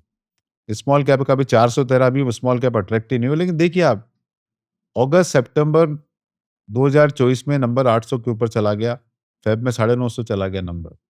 सो it is a time to, आप देखो 20% CAGR दिख रहा है फैब 2024 में, और सब उस टाइम स्मॉल कैप की तरफ आने की कोशिश कर रहे थे, but not a great time. But उस टाइम आप इन्वेस्टर को मना नहीं कर सकते। जब रिटर्न 20% के ऊपर दिख रहा है ना, तो इस मीन कि कोई आदमी 3 पैग लेके बैठा है, उसको चौथा पैग लेना है और आप उसको रोक रहे हो। वो सुनेगा ही नहीं भाई वो। तो एक बात बताओ, एफएमसीजी में आप क्यों मना कर रहे हो अभी? हाँ, एफएमसीजी का बहुत इंटरेस्टिंग सवाल है आपका। देखिए, 144 है हाँ, ना वो? हाँ, एफएमसीजी के ये 300 के नीचे नंबर कभी नहीं गया। हाँ, अभी फर्स्ट 144 टाइम दिख गया रहा है। है, और एफएमसीजी कंपनी में आज से नहीं, मैं काफी टाइम से एफएमसीजी इंडस्ट्री में नेगेटिव हूँ। उसका स्ट्रक्चरल 2-3 चैलेंजेस मुझे दिखते हैं। एक चैलेंज ये दिखता है कि एफएमसीजी का सबसे बड़ा स्ट्रेंथ था डिस्ट्रीब्यूशन। वो डिस्ट्रीब्यूशन मोबाइल ने पूरा डिस्टर्ब कर दिया। आज ब्रांड पावर नहीं है। आज नया कंज्यूमर अपने बच्चे क्या कंज्यूम कर रहे हैं, मेरे बच्चे, आप लोग क्या कंज्यूम कर रहे हो, very different kind of product. आप प्रीमियम कैटेगरी में तो लोग मतलब ऑर्गेनिक कंज्यूम कर रहे हैं, हाई क्वालिटी कंज्यूम कर रहे हैं, इंपोर्टेड कंज्यूम कर रहे हैं, अलग वैरायटी की चीज कंज्यूम की जा रही है। और कंज्यूमर का टेस्ट देखिए किस तरह बदलता है। 2 इलस्ट्रेशन देता हूँ आपको मैं। When we were like doing our management trainings in 90s and all that, drinking alcohol was cool thing. आज की जेन ज़ी में drinking is not a cool thing. Completely agree with you. हम सोच भी नहीं सकते। यूएस में 50 साल बाद अल्कोहल का कंजम्पशन नीचे दिख रहा है, because for Gen Z drinking is not a cool thing. Incredible. आप देखो, जिलेट कंपनी हुआ करती थी शेविंग, आज के यंगस्टर दाढ़ी रखते हैं। तो आप कभी सोच भी नहीं सकते when you are analysing Gillette की जिस प्रोडक्ट का आप वीक में 5 दफे इस्तेमाल करते हो, वो शायद आप नहीं करोगे। आप ट्रिमर की तरफ जा रहे हो, आप अलग-अलग प्रोडक्ट आ गए। So when I used to like my younger days bathroom, एक क्या होता था, साबुन होती थी, एक रेज़र होता था, एक क्रीम होती थी। That's all by and large. Today I see my kids bathroom, हर बॉडी पार्ट का एक प्रोडक्ट है,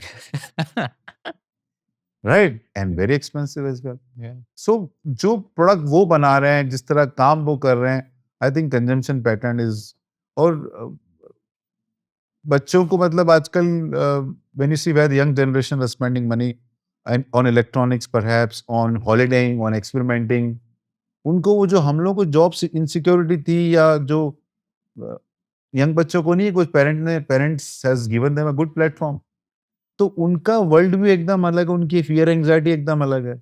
हमारा फियर एंग्जाइटी था कि यार मतलब एक बहुत मजाक में बोलते हैं कि अ, हमारे टाइम में मार्क्स कम आते तो पापा स्कूल जाके टीचर से बात करते थे बच्चे के मार्क्स कम कैसे आए। अभी हमारे बच्चे के मार्क्स कम आते हैं तो टीचर हमसे सवाल करती है, हमारा बच्चा कमजोर कैसे है? भाई घर पे पढ़ाते हो कि नहीं पढ़ाते हो, क्या करते हो? सो और अल्टीमेटली इकोनॉमी वही देखती है जो समाज में हो रहा है, समाज में किस तरह के बदलाव हो रहे हैं, तो वही होगा।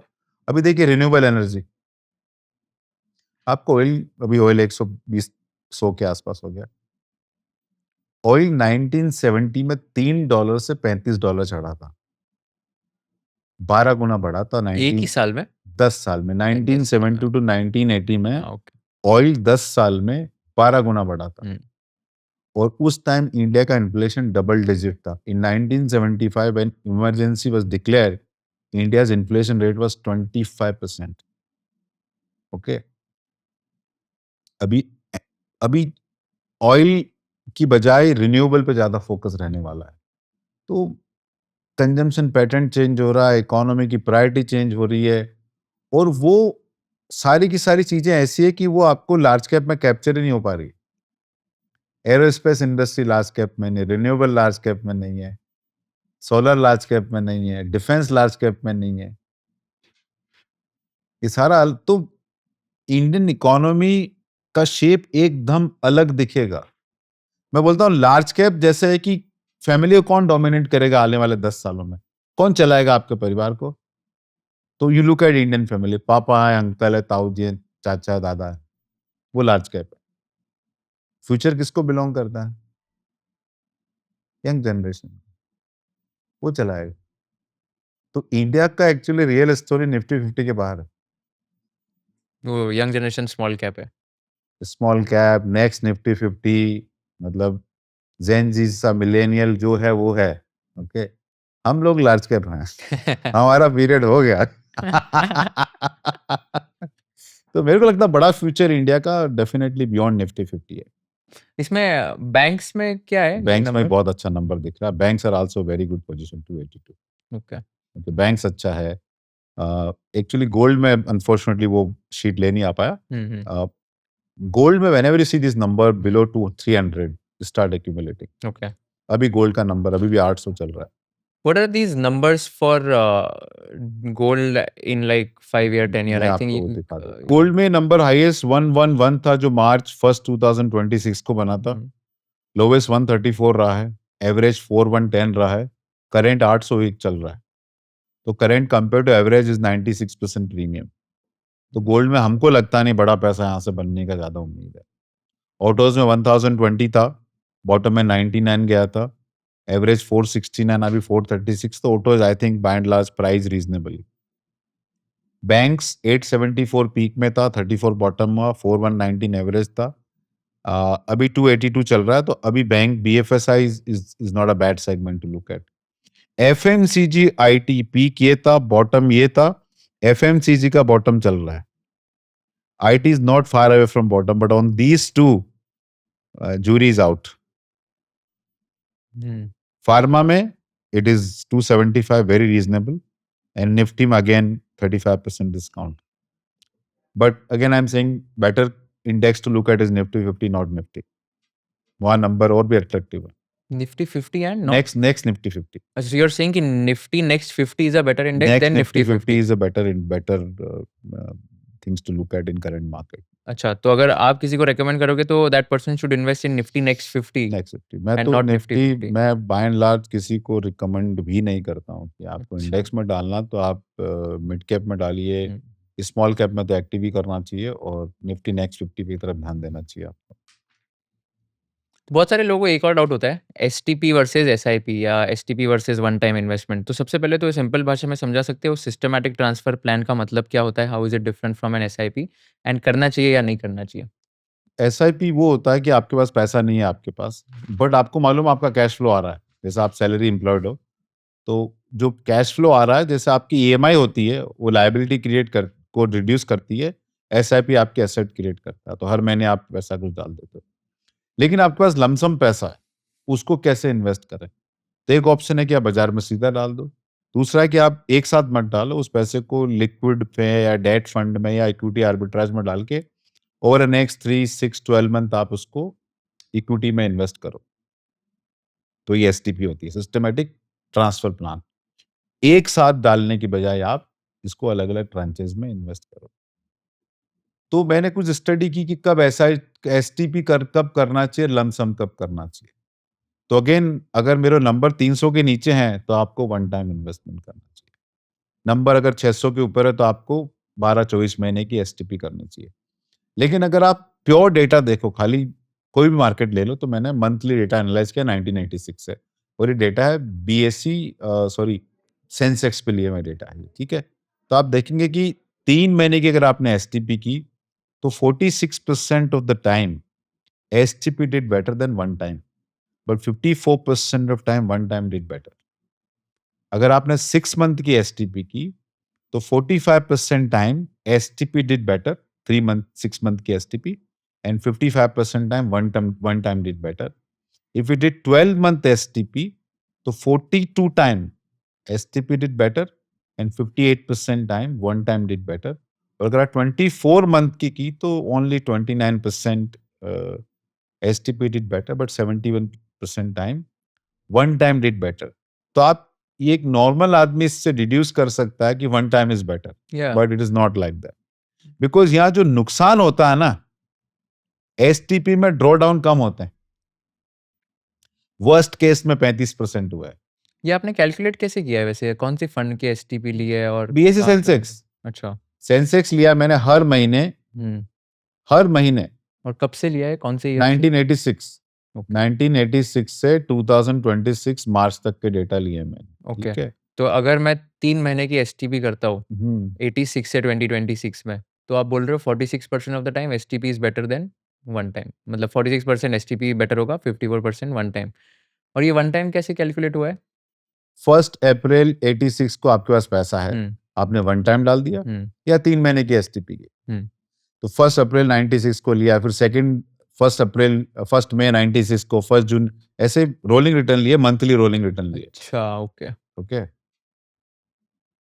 हम्म आप इसको डेली रोलिंग करो तो नंबर एक्चुअली इसके आसपास ही आएँगे। ओके सो ऐसा इंप्रेशन है कि वन टाइम करना चाहिए, because odds are in your favour. Hmm but the point कि जो ड्रॉडाउन होता है ना वन टाइम में, बहुत जबरदस्त हो सकता है।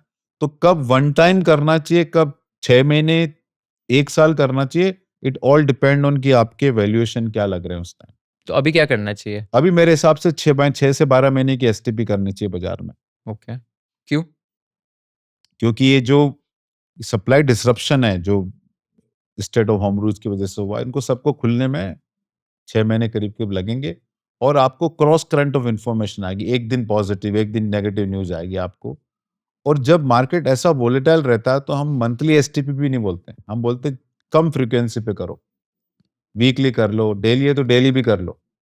So you capture all the price movement, because यहाँ पता नहीं कि फ्राइडे आपने चालू, आप 1 तारीख ने आपने सोचा एसटीपी कर लूँ और 4 तारीख तक कुछ खबर आ गई तो बाज़ार 7-8% ऊपर चला गया, वापस नीचे चला गया।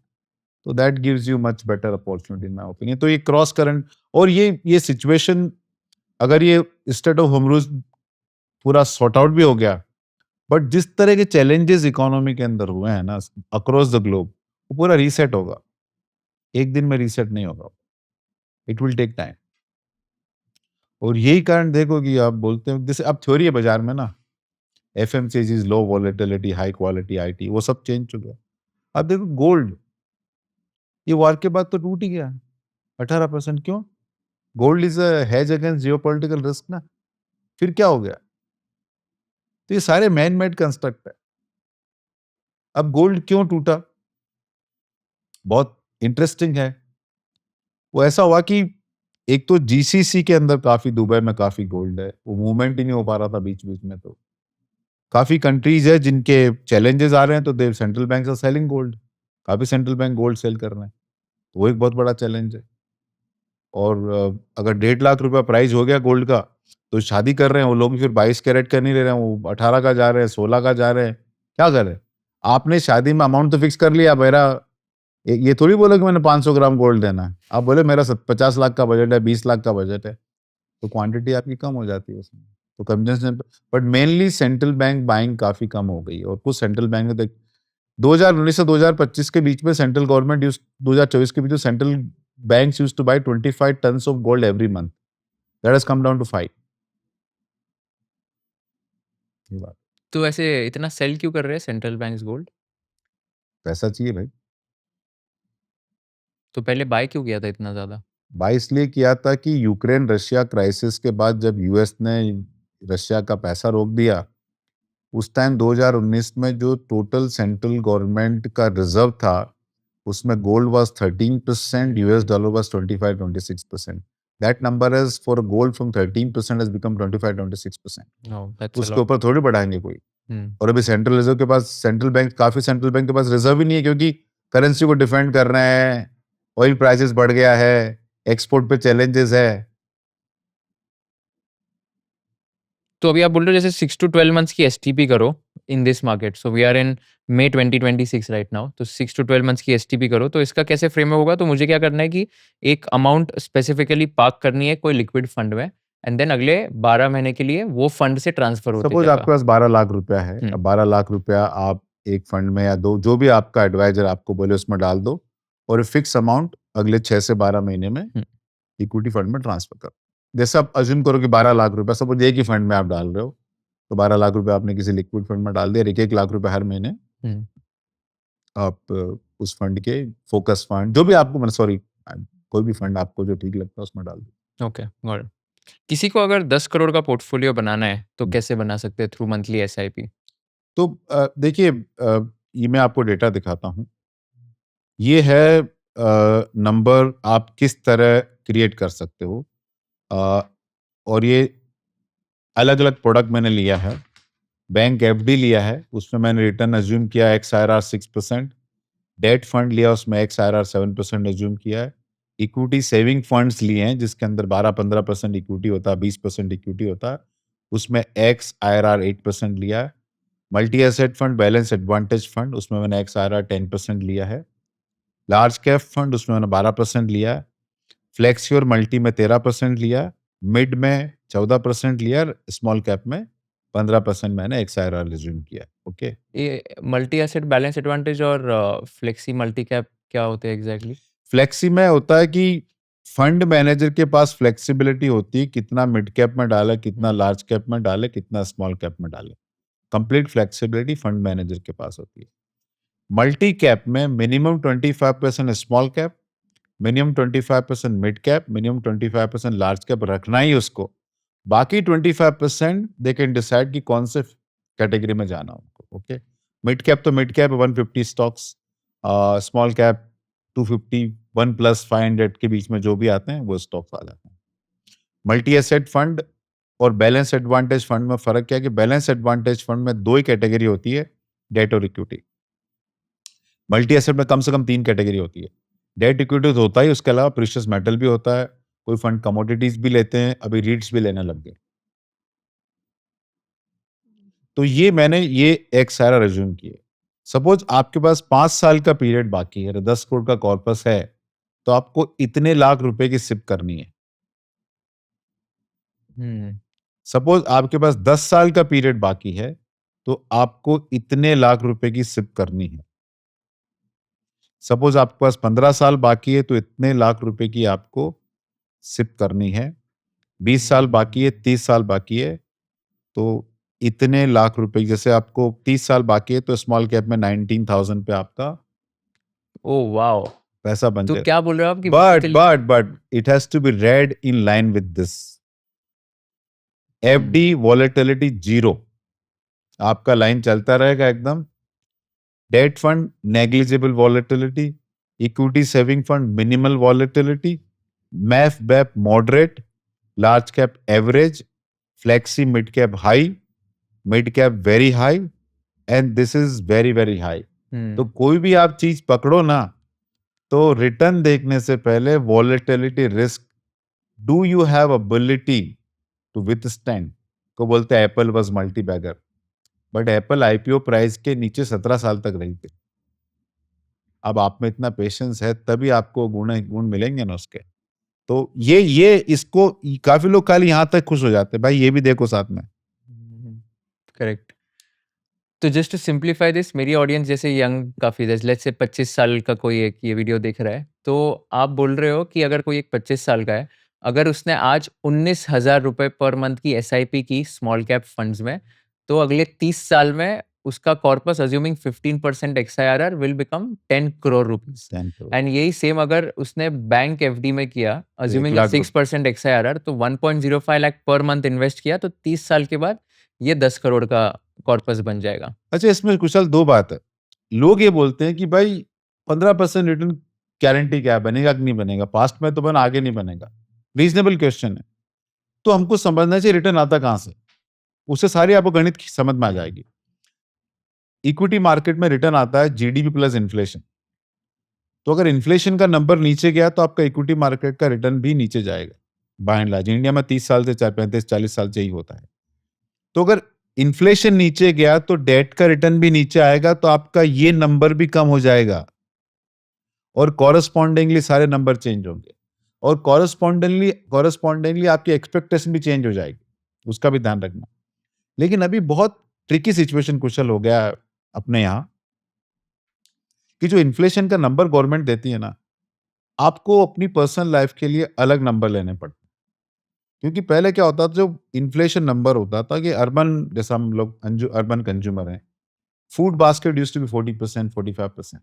Today that number has come down. And every category inflation is very different. So for instance, आपके बच्चा है, तो वो इन्फ्लेशन 8 से 10% है। आपके घर में कोई एलिंग पेरेंट्स या कुछ भी है, तो इन्फ्लेशन 10% है। आपको हॉलिडे का शौक है तो इन्फ्लेशन नंबर अलग है। तो आपको अभी हर गोल के हिसाब से अलग इन्फ्लेशन नंबर लेना है। आप 6% अज्यूम नहीं कर सकते। आपको हॉलिडे जाना है, आप 6% इन्फ्लेशन पे हॉलिडे अब्रॉड जाना तो आप अज्यूम ही नहीं, वही तो इंडिया में भी अज्यूम नहीं कर सकते। तो आपको हर अपने गोल के लिए अलग इन्फ्लेशन नंबर, और ये काफ़ी ट्रिक लोग समझ नहीं पा रहे हैं। हेल्थ इंश्योरेंस का एस्केलेशन कॉस्ट देखो, आप हेल्थ केयर का एस्केलेटिंग कॉस्ट देखो। आज बॉम्बे जैसे शहर में अगर बच्चा पैदा करके रखना है, तो 50,000 रुपए पर मंथ कम से कम आपका खर्चा है भाई, okay? And it is growing up, मतलब आप लोग जब एजुकेशन की कॉस्ट लेते हैं ना, तो उसमें खाली is not the cost of education institutions and all that. आप इस बिल्डिंग में रह रहे हो, आपको साल के 20 बर्थडे इनवाइट आएँगे, तो आप गिफ्ट तो लेके जाओगे ना। हम इसको काउंट नहीं करते। हम्म, आप बच्चों को कितनी क्लास में भेजोगे? गिटार क्लास, ये इस क्लास, वो क्लास। तो काफ़ी लोग इसकी प्लानिंग ढंग से नहीं कर पाते। मेरे हिसाब से ये बहुत ज़्यादा ज़रूरी है इसकी प्लानिंग करना। तो आप बोल रहे हो कि मुंबई में ऑन एन एवरेज एक पेरेंट को 50,000 पर मंथ पर चाइल्ड स्पेंड करना पड़ेगा। तो 50,000 कहाँ पे जाएगा ये? देखो, आपको वैक्सीनेशन करना पड़ता है, उसका न्यूट्रिशन करना पड़ता है। काफ़ी लोग आया लगाते हैं because many places both husband wifes are working. अगर पैरेंटल सपोर्ट नहीं है, पैरेंटल सपोर्ट हस्बैंड के खर्चे आ जाते हैं। बात तो घूम फिरा के फिर आपके बाकी खर्चे, क्लासेस के खर्चे हैं, अलग-अलग चीज़ जाना पड़ता है। हॉलिडे जाओ तो खर्चे हैं उसके। सो आपकी लाइफ़ पूरी बदल जाती है। दैट इज़ वन रीज़न कि आज यंगस्टर बच्चे पैदा करना नहीं चाहते शायद। This could be one of the reason, I don't know what अभी वो दिस। भी एक कॉन्सेप्ट है ना, डबल इनकम नो किड्स डिंग। डिंग। हाँ। तो ये क्या इसका इसका क्या ट्रेंड है अभी? भाई हम अपना लाइफ़ जिएँगे, हम क्यों बच्चे के पीछे जाएँ, और hmm, we should live our life. काफ़ी लोग करते हैं, ठीक है, हुँ, अपना-अपना चॉइस है। अ, मैं उसकी मोरालिटी उस पे नहीं जा रहा हूँ, मैं तो खाली मैं खर्चे बता रहा हूँ, हुँ। क्या हो। और इसमें जैसे सबसे ज़्यादा highest expense would be school fees like education. I think depend Mumbai में तो बहुत ज़्यादा ही हो गए, राइट? डिपेंड करता है, सब जगह actually is sky rocketing. Hmm, school fee खाली एक बात है, फिर आपको बस की फीस देना है, फिर आपको एक्स्ट्रा करिकुलर एक्टिविटीज़ करनी है, फिर क्लासेस करनी है, फिर आपको घुमाने ले जाते हैं किधर-किधर, ओके। बर्थडे पार्टीज़ हैं, मेडिकल केयर है, बहुत खर्चे हैं, टॉयज़ हैं, बहुत खर्चे हैं भाई, मैंने बहुत एक खर्च। वीडियो बनाया था 1 साल पहले, हाँ, यहाँ पे ये बिल्डिंग में हाँ, हाँ, asking parents how much they are spending on their children, on हाँ, देयर एजुकेशन एंड ऑल। हाँ, हाँ।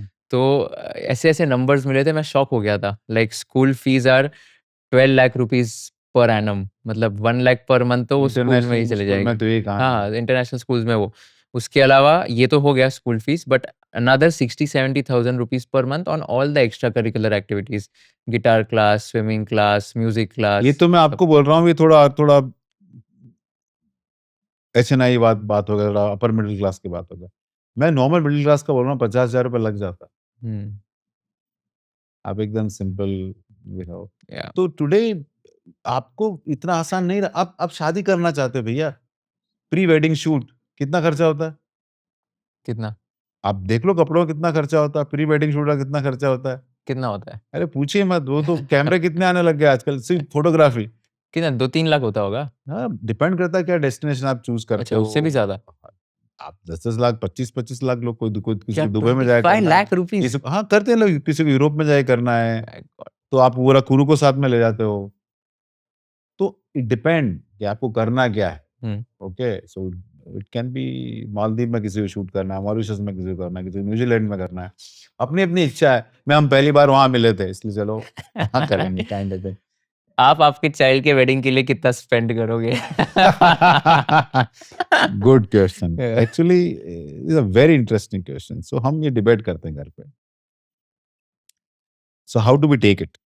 सो ईदर यू फिगर आउट कि आपकी कितनी अर्निंग, मतलब मंथली, कितने मंथ की, कितने साल की आपको खर्च करनी है, या टोटल कॉर्पस का कितना हिस्सा आपको खर्च करना है। You figure out among both of them, तो आपको डिसाइड करना है। Usually the second approach is better, right? क्योंकि उससे पता चलेगा ना कॉर्पस का इतना परसेंटेज इसमें जाना चाहिए। डिपेंड करता है फैमिली टू फैमिली, आपकी फाइनेंशियल पोजीशन कैसी है, आपने पहले से प्लानिंग कर रखी है कि नहीं कर रखी है, बट इट्स वेरी तो इंपॉर्टेंट। आइडियली कितना होना चाहिए ये नंबर? कॉर्पस का कितना percentage should go in weddings according to you? I know it's very personal question मुझे बट कितना लगता होना है चाहिए? कि आपकी वेल्थ का काफ़ी लोग 5, अभी तो क्या बच्चे भी कम हैं, यही क्या 2 ही होते हैं। तो 5 से 10% लोग खर्च करते हैं, मतलब डिपेंड करता है कि, नेटवर्थ का? हुँ, बट किसी का 200 करोड़ नेटवर्क है तो 20-20 भी कर देते हैं लोग हुँ। खर्च।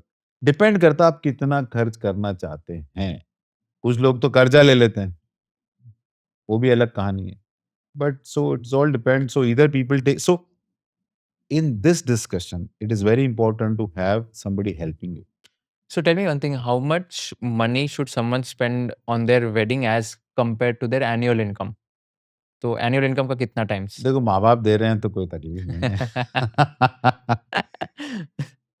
तो देखिए ये क्या है, it is just not the question how much you spending on money.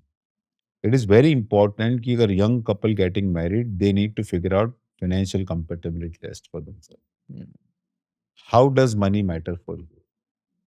दोनों स्पाउसेस में आने वाले पीरियड में who will take care of whose parents? किसके साथ रहेंगे? झगड़े होते हैं, बता रहा हूँ आपको मैं, रियलिटी है। कि लड़की वाले के पेरेंट्स रहेंगे, लड़के वाले के पेरेंट्स रहेंगे, किसको सपोर्ट सिस्टम नहीं। I think all these thing need to be discussed out, because ultimately ये फ्लेयर अप होती है चीज़ें। उसके अलावा आप पैसा कैसे खर्च करते हो? एक 2 कपल में एक स्पेंड थ्रिफ्टर है एकदम, ऐसा हाथ से पैसा निकलता है। तो आई थिंक कितना पैसा खर्च करना चाहिए वो तो आप कॉल लें, बट वो कपल को फाइनेंस के बारे में बैठ के चर्चा करनी चाहिए। स्पाउस को मोबाइल फ़ोन पसंद है, किसी को शॉपिंग पसंद है, किसी को इंस्टेंट शॉपिंग पसंद है। It can Daryl your financial plan. तो यंग कपल को इसके बारे में बहुत हार्ड सोचना है, बहुत हार्ड सोचना है। बट आइडियली एनुअल इनकम का कितना होना चाहिए? लाइक मतलब अगर 1 साल में कोई एनुअल 15 इनकम लाख डिपेंड, कमा रहा है। जैसे आप 30 साल हुँ, की उम्र में शादी कर रहे हो, तो हुँ, आपने बहुत कमा लिया है पिछले 5, हुँ। 7, 8 साल में, तो you can take out 6 month to 1 year of your earning you can spend in wedding. 6 month to 1 year? वो तो मतलब लेट्स से अगर 1 साल का 30 साल का आदमी है, उसकी जॉब अगर सपोज़ 25 लाख रुपए की सैलरी होगी, तो आप बोल रहे हो 25-30 लैक्स कर सकता है, स्पेंड डिपेंड करना करता है चाहिए। उसने इन्वेस्टमेंट कहाँ कर रखा है, how predictable are his cash flows are. Hmm, okay, okay. जैसे ये सिचुएशन बदलती रहती है। सपोज़ आप आईटी कोडर थे 5 साल पहले, हाँ। Your confidence level was very different. Today your confidence level is very different. Right तो आपको ये देखना है कि आप कहाँ खड़े हो उस मुकाम पे अपनी ज़िंदगी के। एंड कॉर्पस आज लेवल कोई इज़ आल्सो डिफरेंट। 2 साल पहले कोई एक्टर था, हुँ, कुछ नहीं था, अभी धुरंधर में उसको रोल मिल गया, तो अलग है वो। तो आपकी सिचुएशन बदल गई ना। हुँ, तो आपको अपनी सिचुएशन के आधार पे उस डिसीजन लेना है। बट खर्चा करने में जितना आप कंज़र्वेटिव रहोगे ना, हुँ, उतना बेटर है। उतना बेटर। लेकिन आप मैं आपके खर्चों को कैसे कंट्रोल करते हो? मेरे खर्चे नहीं, हो गया न कुछ ना मुझे कुछ तो। कपड़ों का शौक है, न कुछ how has your lifestyle changed once you started making so much money in your life? Nothing actually. Same lifestyle है? मैं वैसा है, वही टाइम पे उठना, वही वर्कआउट करना, वही हुँ, अपना, बट लेट्स नथिंग, से फ्लैशी कार्स या आई डोंट, फैंसी वॉच कुछ ऐसे नहीं, कुछ? मतलब जो मेरी वेल्थ है, जो मेरी इनकम है, उसके हिसाब से कुछ भी नहीं। वो मैं कुछ खरीदता ही नहीं हूँ। कोई गिफ्ट दे दिया, आज ये वॉच पहन रहा है, किसी क्लाइंट ने गिफ्ट की है मुझे। ना मुझे ज्वेलरी का शौक है, ना किस चीज़ का शौक है। Only thing I like is reading and then working out and playing, बस ये normal. And what proportion of your income आप इन्वेस्ट करते हो थ्रू एसआईपीज़? कितना परसेंट? ऑलमोस्ट एवरीथिंग जो मेरे खर्चे निकाल के मैं सारा सिप ही करता तो हूँ, कितना मतलब होगा 70-80%? आराम तो जाएगा अपना। 80% of your income you invest in SIPs? हाँ, कुछ वॉव! नहीं, बट जैसे अभी मैंने घर रिनोवेट किया तो हुँ, वहाँ बहुत पैसा चला गया, बच्चे की शादी है तो वहाँ जाएगा पैसा, हुँ। ऑफ़िस रिनोवेट किया तो वहाँ पैसा जाएगा। उसके अलावा पीस टाइम में बट मतलब these are one off expenses. I am pizza talking बना, about but recurring continuously expenses. डेढ़ 2 साल से कंटीन्यूअसली आ रहे हैं वो। क्योंकि आजकल घर renovation become very, very hmm, costly affair, is not, पहले जैसा नहीं है। Hmm. Weddings have become very costly, आप ऑफिस का रिनोवेशन कराओ, वो भी बहुत पैसा लगता है उसमें। बट नॉर्मल कोर्स में everything is by and large, I मतलब बहुत बड़ा पैसा मेरा उधर ही जाता है। वेडिंग पे तो 3-4 करोड़ 4-5 करोड़ तो खर्च हो ही Let's जाएगा। not talk the number. Let's not talk the number. Last चीज वो चालू करना आपके हाथ में, बंद कहाँ होगा पता नहीं आपको। वो आगे इवेंट वाला बोला सर ये देखिए वरमाला भी अच्छा लगेगा। अच्छा भाई ले ले, ये भी ले ले। सर आपने ड्रोन कैमरा 2 ही लिए, पर तीसरे वाला एंगल तो चल भाई वो भी ले ले। तो आप धीरे धीरे तो मतलब वेडिंग एक ऐसा ओकेजन है जहाँ पर I think people don't think a lot when it comes to spending, because it's a one time experience, and because it's a one time thing तो लोगों को लगता है कि चलो यार ये एक ही बार है तो खर्चा हो गया तो भी चल जाएगा। It's usually like that. हाँ, वो दूसरा क्या देखता है, आदमी देखता है कि इसकी शादी में ये चीज अच्छी थी, इसकी शादी में ये चीज अच्छी, इसकी शादी में, तो वो सबकी पकड़ता रहता है। तो उसमें आइटम बढ़ जाता है, खाने के आइटम बढ़ जाते हैं, इवेंट के आइटम बढ़ जाते हैं। अच्छा उसने तो सेडान की है, मुझे क्रेटा, उसने क्रेटा की, तो उसका क्रेटा ले लिया, उसका अच्छा होटल ले लिया, उसका अच्छा हलवाई ले लिया। तो आप तो उसका अंत नहीं है वेरी ऑनेस्टली, और ये थोड़ा मीठा खर्चा है, तो आदमी कर ही देता है। और आदमी सोचता है मैं पैसा कमा किसके ले रहा हूँ, मतलब एक उसको एक स्टेटस भी दिखाना होता है समाज में, सब चीज होती है। राइट। और काफी पेरेंट्स को गिल्ट भी होता है कि बच्चा जब बड़ा हो रहा था टाइम नहीं दिया, शादी में पैसा दे दो।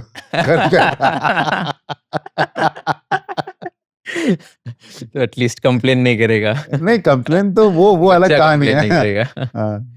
Awesome. Let's discuss the last thing. So अभी सेंसेक्स, गोल्ड, सिल्वर, पीपीएफ हम्म। कौन जीतेगा? And let's do a case study की ओके 40 साल का पीरियड है तो कौन सा प्रोडक्ट, कौन सा investment wins over this 40 years? So मैंने 1986 से 40 साल की स्टडी है। 1 April of every year, 1 April of every year, जो भी फर्स्ट अवेलेबल डेट थी, अगर आप सेंसेक्स में पैसा डालते, गोल्ड में डालते, सिल्वर में डालते या पीपीएफ में डालते, तो 1 साल के वो 40 पीरियड थे, 3 साल के 38 रोलिंग पीरियड आ गए, 5 साल के 36 रोलिंग पीरियड, ये रोलिंग रिटर्न है। 40 साल का एक रोलिंग रिटर्न आ गया। मतलब बेसिकली अगर मैंने 1986 में डाला होता तो 86 टू 89 इज 1 3 ईयर एक एग्जैक्टली, फिर 7 87 to 90, 90 हाँ ऐसा 88 है, टू हाँ 91 तो हाँ, ऐसे 38 38 रिटर्न्स हो गए। 38 3 साल के, 36 5 साल के, 31, समझ गया। है ना, ये हो गया। हम्म, अभी उसमें से out of 41 year period, Sensex won 18 time, okay. Gold 7, silver 5 and PPF 10 time. अच्छा तो पीपीएफ 10 बार जीता as compared to Sensex, gold and silver. हाँ, बिकॉज 1 साल का पीरियड। अच्छा ओके, बट वर्स्ट 1 साल में सेंसेक्स 15 टाइम रहा है। मतलब सेंसेक्स वर्स्ट 15 टाइम रहा है जी? मतलब 1 साल का पीरियड ऐसा रहा कि out of this 40 years, 15 year में Sensex just deliver worst return among all this category. How is that possible? अगर आप बोलो 18 टाइम्स जीता है हाँ, तो 18 plus there was 18 year where Sensex delivered the best return. हाँ। There was a 15 year where Sensex delivered the worst return. एक साल में 80% दिया, अगले साल में 6% नेगेटिव दे दिया ना। Okay. Now if I look at 3-year period, then Sensex 16 time the best return. Worst में 10 बार आया, सिल्वर 12 बार आया। If I look at 5-year period, तो अगर I look at the best period, Sensex wins hands down every time. But worst period में भी ये highest है, ये सेकंड हाईएस्ट है, ये थर्ड हाईएस्ट है, but the longer you go the numbers keep dropping. Okay, so कोई भी 25 साल का पीरियड रहा नहीं ऐसे कि Sensex deliver the worst return.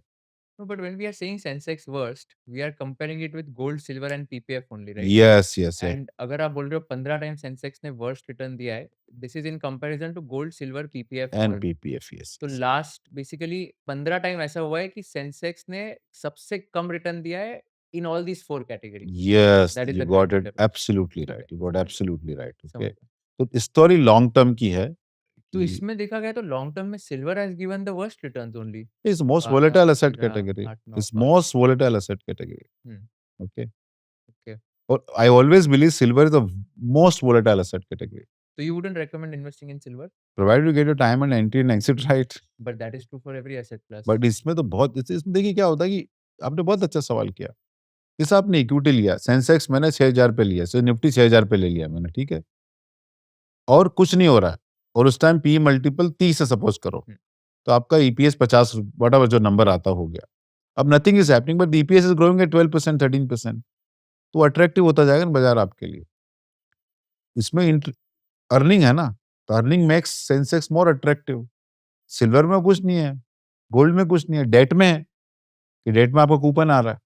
Okay, तो ये रीजन है कि equity in the long term become most predictable asset category, in the short term it can be one of the most unpredictable asset category. And why gold have less volatility? See, worst period में gold यहाँ 6 बार, ये last सबसे कम, सबसे कम, सबसे कम, सबसे कम, सबसे कम, सबसे कम, यहाँ सबसे कम, मतलब 20 साल तक सबसे कम। Why? बिकॉज आप गोल्ड का 3,500 टन का साल का सपोज हमारा प्रोडक्शन होता है, 25% इंडिया खरीदता, 25% चाइना खरीदता कंज्यूमर लेवल पे, तो 50% ऐसा माल है जो रीसेल में आता ही नहीं है। आपका ज्वेलरी है, बाजार में तो आता नहीं ना, वो बहुत कम आता है ना, मुसीबत में फंस गए तो बिकता ही नहीं, लिक्विडिटी है only when buying, gold is a liquid when buying. तो ये रीजन है, इक्विटी तो बिक जाते हैं, तो ये बहुत बड़ा फैक्टर है, इसलिए गोल्ड के नंबर वर्स्ट में, तो अगर आप देखो तो if you create a good portfolio of gold and Sensex, it could be great winning combination for you. What proportion should be in gold and what proportion should be in देखो, Sensex? आप कोई भी asset category लो, आपको ये पहले आपको ये देखना है, whenever I look at any asset category, I see what has been the worst drawdown and what was the longest period where it didn't deliver return. Am I comfortable at this stage in my life? तो आज मैं 58 साल का हूँ, I can't take 20 years view for myself, but since I know we are financially very comfortable, this money is for my kids, then it's a different story altogether. Else हर आदमी को decision लेना है कि क्या होगा। जैसे गोल्ड ने 1966 से 1986 के पीरियड में ऑलमोस्ट 20 इयर्स में रिटर्न इंडिया में आईएनआर में नहीं दिए। 2011 से 2017-18 6-7 साल के पीरियड में गोल्ड ने रिटर्न नहीं दिए। Are you comfortable living with that phase? वो पहले सवाल करना चाहिए, वरना प्रिडिक्टेबल है पीपीएफ, डेट 6-7% 6-7% एकदम कोई झमेला ही नहीं है। बट आपको थोड़ा उससे ऊपर जाना है, तो definitely should be comfortable with living with the volatility. तो आपको राइट एज एन इन्वेस्टर आपको क्या करना चाहिए बताता हूँ आपको मैं। आपको प्री मॉर्टम करना चाहिए, पोस्ट मॉर्टम नहीं करना चाहिए। क्या आप इन्वेस्ट करते हो? जैसे आज आप मेरे क्लाइंट हो, आप बोले विजय जी मेरा प्लान बनाइए, मैं आपको 50% डेट देता हूँ, 50% इक्विटी देता हूँ, सपोज करो।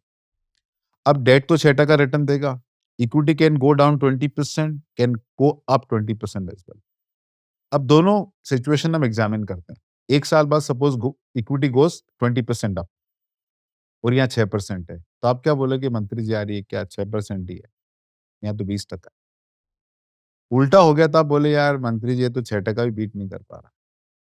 तो आपको पहले सोचना है कि if I am investing in equity, this is the range of outcome. If I investing in debt, this is the range of outcome. Am I comfortable with that? तो अगर आप प्री मॉर्टम करोगे ना तो ज्यादा अच्छा है, लेकिन pre mortem become very difficult for client to accept. जब मैं क्लाइंट को बोलता हूँ कि भाई इक्विटीज में 5-5 साल तक आपका पैसा नहीं बनेगा, इक्विटीज में आपका पोर्टफोलियो 10%, 20%, 30% कभी भी नीचे जा सकता है, मेरे साथ रहोगे जाएगा, उसके बाद भी आपको टिके रहना है, तो काफी लोग यार ये तो कुछ चले जाते हैं।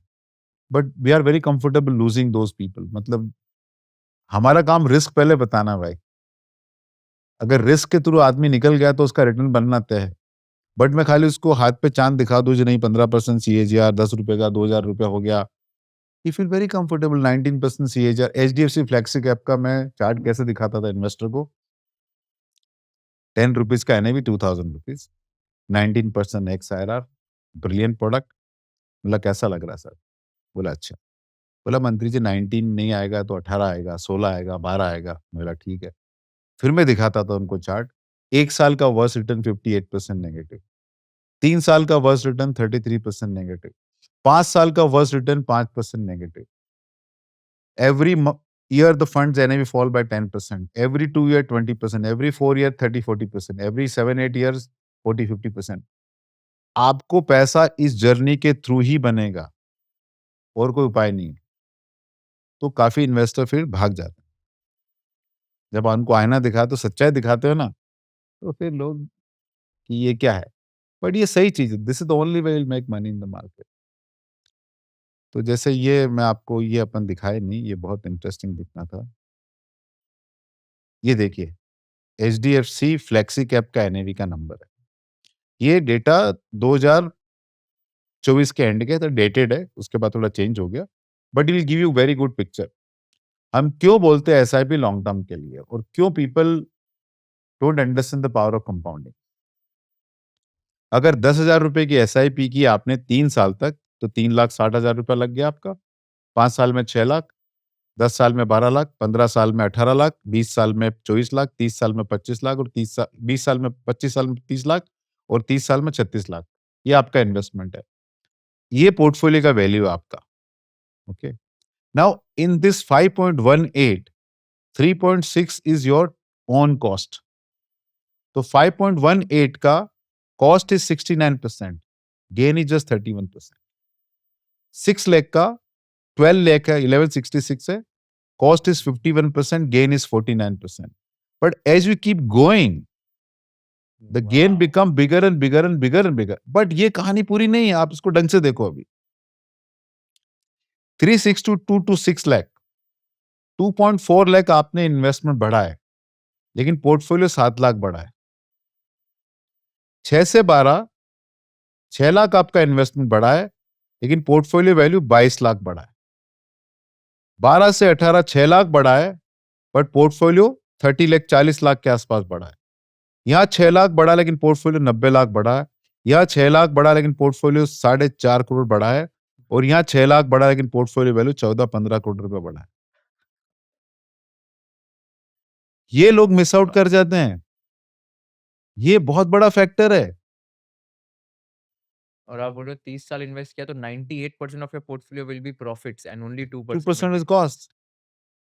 so 36 lakhs total amount is invested with 10,000 SIP this is and data 36 as on lakh 31 December and the 2024 का है। उसके बाद मैंने इसको अपडेट नहीं किया, थोड़ा नंबर 20 से 18 हो जाएगा। which is also fine. I mean हाँ, ज़्यादा फर्क नहीं है but you are saying 30 years 10,000 SIP 36 lakh total investment 20.43 crores yes, is the amount. Yes, yes. My God. तो 30 साल तक इन्वेस्ट करते रहना चाहिए लोगों को। लेकिन ये आप टिके नहीं रह सकता आदमी। मैं ये चार्ट दिखा दूंगा, लेकिन आदमी टिकेगा नहीं।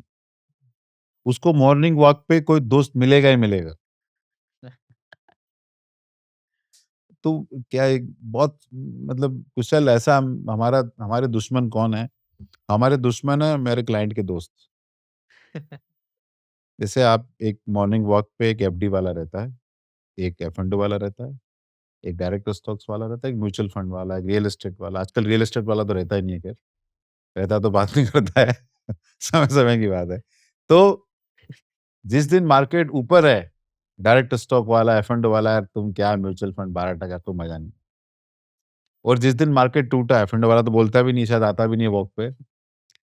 एफडी वाला तुमको बोला था, कहाँ फँस गए? तो चढ़ते बाजार में भी म्यूचुअल फंड वो टॉप में नहीं रहता, उतरते बाजार में टॉप में रहता। बट 20-30 साल में सबसे ज़्यादा पैसा बना के वो ही निकलता है, लेकिन वो कभी भी 1 दिन भी 1 साल भी टॉप में नहीं रहता। बट वो पूरे 20-30 साल वॉक ज़रूर करता है। वॉक ज़रूर वो हमें कर तो चढ़ेगा। आदमी क्या सुबह-सुबह जाके कुछ आइडिया दे देता है लोग and we are social animal. हम उसको इग्नोर नहीं कर सकते। हम उसको इग्नोर नहीं कर सकते। तो ये हर आदमी में सेल्फ डिसिप्लिन नहीं होता कि नॉइज़ को इग्नोर करो। आप एक बात बताओ, अभी एसआईपी के बारे में आपने इतना ब्यूटीफुली एक्सप्लेन किया कि पेशेंस होगा, कंपाउंडिंग तभी होगी। फिर भी इंडिया में SIP stoppage ratio which means that the number of SIP stopped versus number of new SIPs bought have been increasing and SIP ज़्यादा रुक रही है एज़ कंपेयर टू नए एसआईपीज आ रही है। तो ऐसा क्यों हो रहा है? ऐसा क्यों हो रहा है? क्योंकि आपने स्टार्ट पॉइंट ही गलत लिया ना। आपने किस बेसिस पे आपने हाईएस्ट रिटर्न देके ले लिया एसआईपी। ज़्यादा एसआईपी कैंसलेशन डीआईवी प्लान में हो रहा है ना, क्योंकि आपने नेगेटिव रिटर्न देखे ही नहीं है। जब नेगेटिव रिटर्न आए तो क्या होता है कि वो रील आती है आपको, तो आप रात को 12 बजे देख रहे हो तो आप परेशान हो जाते हो यार, क्यों एसआईपी आपके लिए नुकसान? क्यों एसआईपी सबसे बड़ा स्कैम है? आप देखते साला मेरा पोर्टफोलियो तो यार इतना टूट गया, ज़रूर स्कैम है इसमें। तो सबसे ज़्यादा प्रॉब्लम डीआईवाई को ही होती है। इसलिए हमारे सनातन धर्म में गुरु शिष्य परंपरा रही। कोई भी गूढ़ बात, कोई भी profound truth, it is only when ए गुरु सी ए शिष्य हैज़ अराइव्ड, वो उसको बताता है कि भाई ये है। और ये केस पे आप हमारे गुरु हो, तो नहीं, नहीं, मैं कोई गुरु नहीं, I am just an enabler in the whole नहीं, प्रोसेस। नहीं, नहीं, आप ही हमारे गुरु। बट किसी को आपको अगर रीच आउट करना है तो कैसे कर सकते हैं आपको रीच आउट? आप विजय मंत्री फाइनेंशियल सर्विसेज की वेबसाइट पे चले हुँ, जाइए, आपको वहाँ पूरा डिटेल मिल जाएगा। They can ask for any help they want from us. Hmm. Otherwise किसी को अगर आपको रीच आउट करना है तो एक गूगल फॉर्म बना देते हैं and let people type their questions हाँ, एंड दे बिल्कुल कैन रीच आउट टू हाँ, यू थ्रू बिल्कुल दैट। कर दैट इज़ सकते आल्सो हैं, समथिंग बिल्कुल। व्हिच कैन बी एक्चुअली हम डन। ये भी कर सकते हैं कुशल कि like we should do a ask me any question, या, वेबिनार करेक्ट। करना चाहिए अपने। या, आस्क मी एनी क्वेश्चन, पहले फिल्ड फॉर्म दे दो right. And then we take all the question, anything on safe, anything on right या, investment, I agree. We will fun for people. Amazing. But thank you so much, आज बहुत-बहुत मज़ा आया and thank कैसे you. 2 घंटा चले जाता है आपके साथ समझ ही नहीं आता है। नेवर नेवर मतलब ऐसे समझ आता है कि कैसे टाइम गया। But thank you so much once again thank and you. Any last message for all the viewers who want to start their SIP journey? चालू करो। The best time to grow a tree is today और 30 years back. और आप जब भी पेड़ लगाओ, तो इस बात का ज़रूर ख्याल रखो कि fruit is the last thing which comes on the tree. आप डे 1 से अज़्यूम करके मत चलो। Right, so true, very true and very deep also. Thank you so much once again Vijay sir, बहुत मज़ा आया थैंक आपसे यू। बात करके एंड आपने इतना इंटरेस्टिंग डेटा पॉइंट आज शेयर किया। मतलब मुझे भी रियलाइज़ हुआ है कि what is the importance of SIP, what is the importance of long term investing, that is something which we learn today. I would love to do a quarterly series और a half yearly series with you where we explain our audience कि कैसे mutual fund investing journey शुरू कर सकते हैं आप experts के through. So thank you so much once again and wish you the best. Guys comments में बता देना if you want another episode with Mr. Vijay Mantri, and we can of course talk a lot about mutual fund investing and he has amazing data points. So comment करना कि आपको चाहिए एक half yearly या quarterly series so that I can request him to come on the podcast again. But thank you so much. Thank you sir. Thanks. Thank you so much for watching this video till the end. Before we end this video, I'd like to thank Grow for being our title sponsor. With support like this, we can deliver actionable finance content to our audience. So go ahead and download the Grow app today and tell us in the comment section which guest you want so that we can invite them. Also, ऐसे कौन से question है जो मैंने पूछने चाहिए थे, कौन से क्वेश्चन है जो मैंने नहीं पूछने चाहिए थे, ऐसे कौन से पार्ट से आपको लगता है ट्रिम करने चाहिए थे, हमें कमेंट सेक्शन में बता देना ताकि we can give you the most value additive content. Thank you so much once again for watching this entire podcast and stay tuned for more amazing episodes of Conversation with Kushal. Investment in securities market are subject to market risks. Read all the related documents carefully before investing.